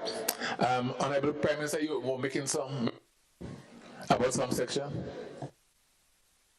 Mr. Chair, I just wanted to make it clear that the amendment, the proposed amendment, was in paragraph 33(1)(E) and F. Yes. E and F? Yes. Okay, thank you. All right, so that takes care of this particular matter, but still on part 6. Honorable members, the question is that an amendment be made to clause 33, part 6, to remove the word commission or and replace those with the authorized officer. All those who have that opinion, say aye. Aye. Those of the contrary opinion, say no. Thank you. The ayes have it. Part 7, offenses. Mr. Chairman, I did raise a while ago on this one, on same 33. The issue was raised of magistrate versus judge, or should we have both? I started, but I was told to go back to the issue of the wording. I am just raising it so that the experts in front of me can just answer, because that is why we are I was told that is why we go into committee. I'm asking, and I'm literally asking, because I have no doubt in my mind and all faith in magistrates. It was raised by the MP for St. Mark. Whether or not in some cases, and I'm not sure the experts will advise, where is it that we require judges to do it rather than magistrates? And if there are such cases equivalent to these kinds of cases where constitutional rights and so on are impacted? I'm not sure. Could we say magistrates and or judge? Can we, I mean, it restricts it to magistrates. It means that if there's a magistrate available and a judge is available, the judge can't do it. So how do we deal with that? It's just a question. In all honesty, I'm not trying to make any mischief. I'm just asking a question. All right, your question has been asked. We'll wait on a response. Mr. Chair, the reason I, in my debate on the bill, addressed the issue of magistrates vis-a-vis judges, because in fact I consulted. I didn't just rely on my own. Just hold on, LPM. Okay, thank you. I didn't just rely on my own knowledge and experience as a legal practitioner, but in fact I rechecked and consulted with the legal drafting team. It is very rare for such warrants to be authorized by judges. I've given the practical reasons why it's impractical. Just of the lack of availability of judges vis-a-vis the number of magistrates. To Mr. Speaker, there is something called a pecking order in the judicial system. And contrary to, in my view, what people may think, such warrants are actually quite routine things in part of the investigatory process of detecting, preventing, and solving crimes. And we have to have the ability, Mr. Speaker, for those who are charged with detecting, preventing, and interdicting crime. We have to have flexibility, and we have to have nimbleness and alacrity of action. And therefore, oftentimes, to get a such warrant, you need to have a judicial officer that is readily available. And that is the magistracy, not the judges. And as I said, such warrants are quite routine things. And therefore, High Court judges are not involved in that. Right? Even for far more complex and sophisticated criminal activity. So, Mr. Speaker, I think the language reflects the reality, both in terms of resources, in terms of time, in terms of addressing the need oftentimes to move quickly to detect or get evidence of criminal prosecution. Because let's face it, criminals don't sit around waiting, holding the evidence for you to come and find them with. They're always trying to cover the tracks, move from place to place, etc. So you have to have the ability to have the search warrant executed. Well, first of all, to obtain the search warrant in a relatively straightforward and easy manner, and then you have to be able to execute relatively quickly thereafter. So to that extent, Mr. Speaker, I think the drafters are comfortable with keeping the language as that of the magistrate. Mr. Chair, I just want to say in conclusion that I appreciate when we ask these questions, it's because people are asking them out there, so I appreciate the clarity and I have no insistence.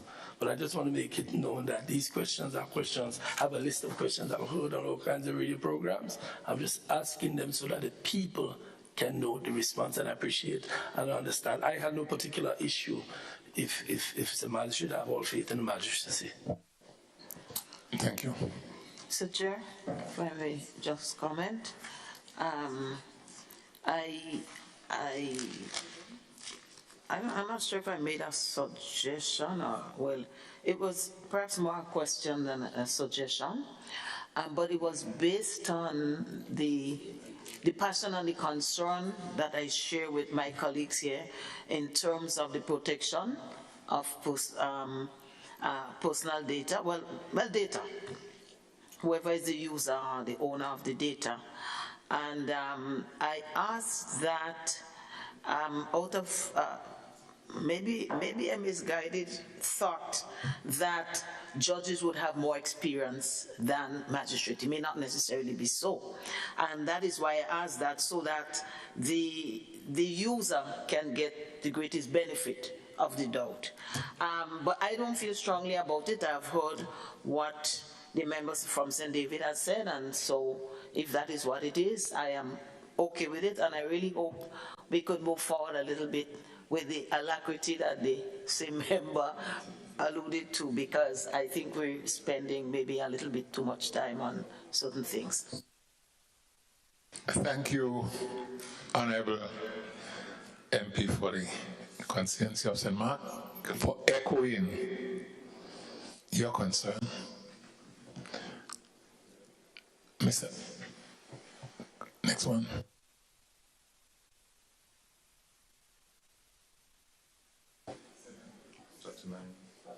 Yes. Yes, Mr. Speaker.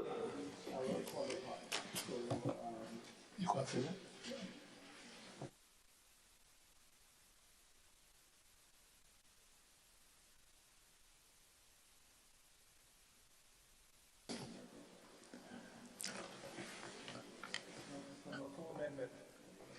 Yes. Yes, Honorable PM. Yeah, Mr. Speaker, we propose to an amendment to clause 39 by deleting the existing subclause 2 in its entirety and renumbering subclause 3 to become subclause 2. Honorable members, the question is that an amendment be made to clause 39 of part 7, in which subclause 2 is deleted and subclause 3 is renumbered as subclause 2. All those of that opinion say aye. Oh, sorry. No, I was just saying that was the one when I started, I referred to, so that was the one that remember when I started, I said one that had a defense. This is the one, so I really do appreciate that this one has been deleted. I just wanted to say that. So. Okay, thank you. So all those who are of that opinion say aye. Aye. Those of the contrary opinion say no. I think the ayes have it. The ayes have it. Part 8, miscellaneous. Honorable members, the question is that part 8, miscellaneous, form part of the bill. All those of that opinion say aye. I have a... Those of your contrary opinion? I have a... You have some concern? Just, yes, sir, maybe some clarification. Sorry for delaying. The Chief Executive Officer, I'm talking referring to 44. The Chief Executive Officer or the Commission may delegate any power or function under this Act to an authorized officer. Some explanation, it means that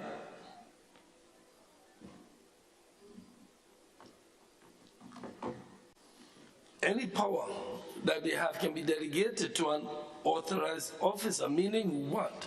I mean, any authorized officer. Who is how do we define here an authorized officer? No criteria for, what is the criteria for an authorized officer? You're given all the power to an authorized officer. I need some clarity here.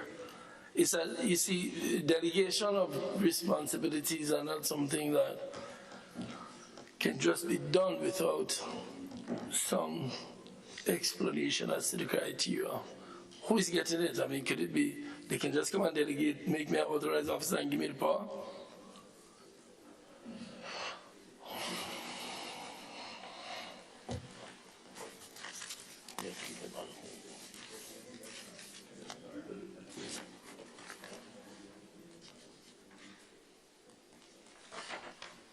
Any response, the authorized officer?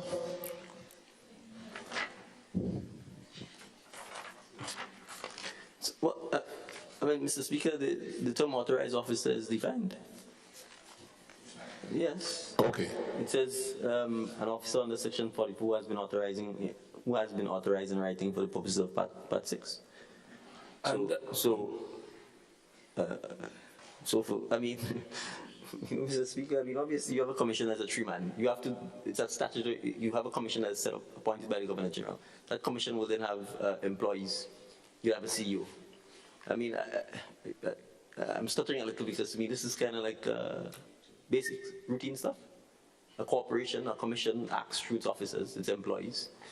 And it follows, obviously, hence in this case why it's actually specified, that it's not any employee who will go and XYZ, that the CEO or the commission will have to identify the officer in writing and authorize him to carry out any particular delegated function that is being given to the officer. So I'm a little surprised that there's a concern. So I'm not sure. Mr. Chair, do you finish? Sorry. Mr. Chair, we must be patient. I am not speaking for me. These are questions that were aired loudly in the media. I understand. I don't want the member to believe I am here just asking questions because I don't know. So please be a little patient when we sit here and we ask questions so that our people, we said earlier, we must start educating together. So just be a little patient, explain it, and I'll say, okay. It is not as if, I mean, there are things that I know, but I ask it because these are questions. I have them listed that have been raised in the public domain. And if you are impatient here, I hope you are not impatient when we get the questions outside there. We can proceed now, even further questions, Mr. Chairman. All right, I did take the vote, but it was not completed, interrupted, of course. So let me just do it again. Honourable members, the question is that Part 8, miscellaneous, forms part of the bill. All those who have that opinion say aye. Those of the contrary opinion say no. The ayes have it. I think the ayes have it. Schedule 1, Constitution of the Information Commission. Mr. Chair, in light of the amendments made to the earlier paragraph that treats with the appointment of the commission, paragraphs 3 and 5 of the schedule would require amending. Paragraph 3 deals with resignation. So a member other than the chairperson may at any time resign his or her office by instrument in writing addressed to the minister. I think obviously it should be addressed to the Governor General. And similarly, the chairperson may at any time resign his or her office by instrument in writing addressed to the Governor General. So that's of paragraphs 3.1 and 3.2.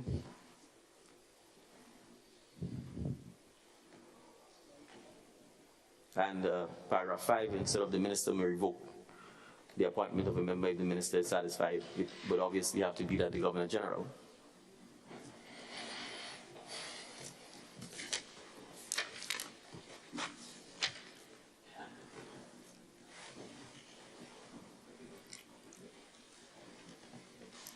Honourable PM, for my own clarity.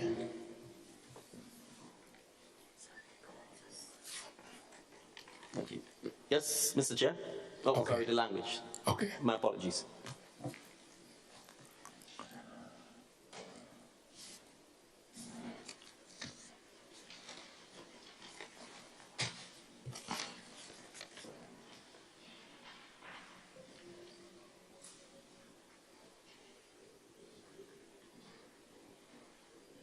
All right, honourable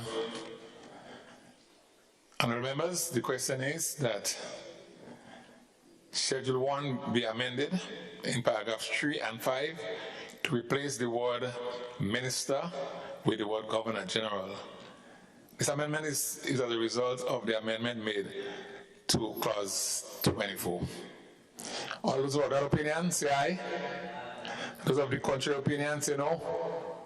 The ayes have it. Indeed, the ayes have it. Schedule 2, form of oath, affirmation of officers.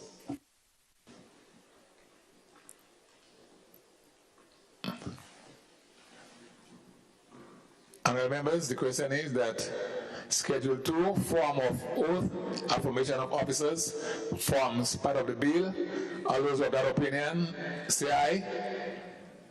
I'm not hearing the ayes. Those of the contrary opinion, say no.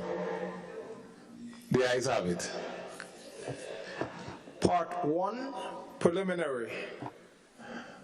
Honourable members, the question is that Part 1, preliminary, forms part of the bill. All those of that opinion, say aye. Are we hungry so we can't hear the ayes? All those of the contrary opinion, say no. The ayes have it.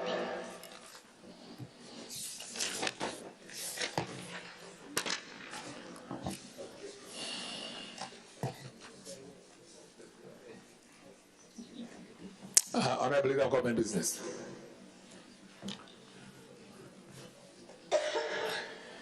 Mr. Chairman, I beg that the Honourable House resumes.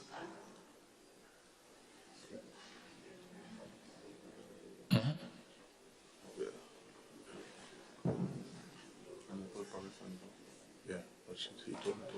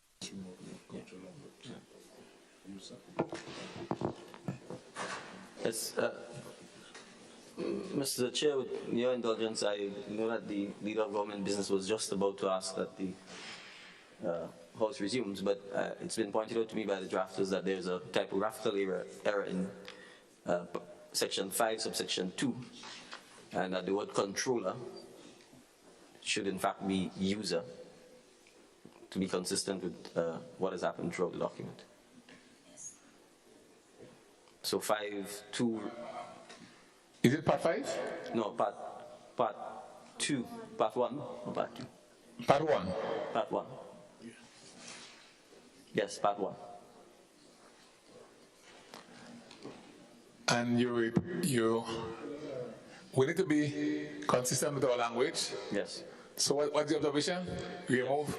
So there's a reference in section 5.2, third line, where it says the data controller, and it should be the data user. So we're asking to delete user and replace with, sorry, delete controller and replace with user. Let me just do a search. Should I, is this the only place controller gets? Honourable members, the question is that an amendment be made to Part 1, Section 5.2, in which data controller is replaced by user. Data user. All those of that opinion say aye. Those of the contrary opinion say no. I think the ayes have it. The ayes have it.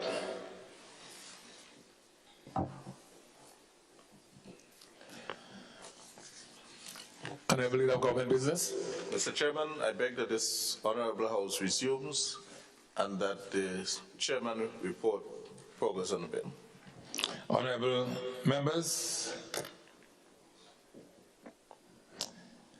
as many as that of opinion say aye, of the contrary opinion say no, the ayes have it. Indeed, the ayes have it. This Honorable House now resumes.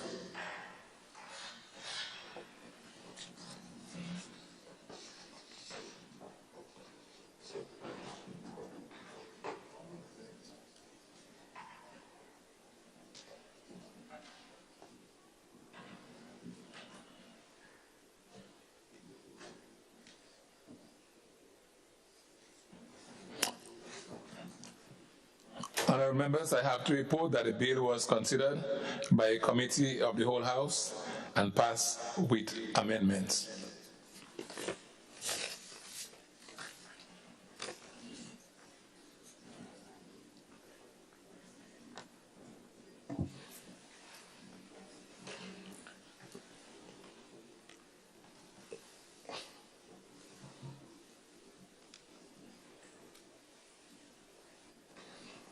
Mr. Chairman, Mr. Speaker, I beg to move that the Chairman's report be adopted. Honourable members, as many as are of that opinion say aye. I'm not hearing the ayes. Of the contrary opinion say no. I think the ayes have it. The ayes have it.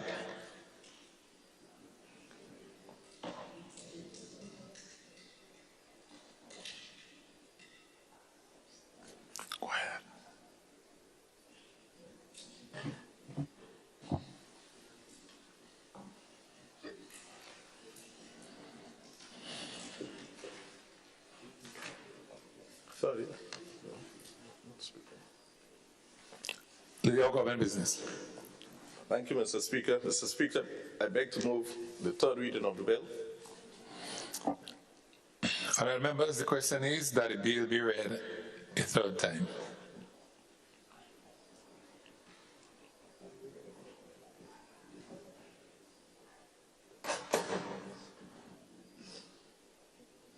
Honourable members, the question is that the bill be read a third time and pass.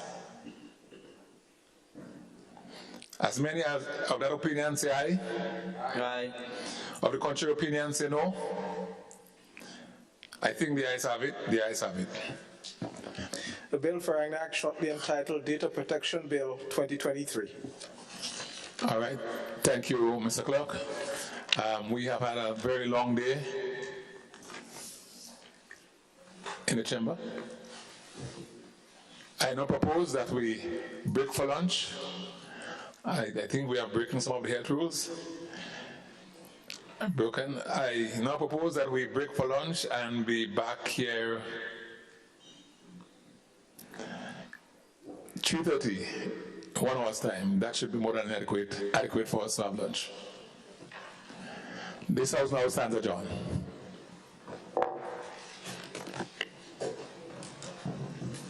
It's a long day, boy.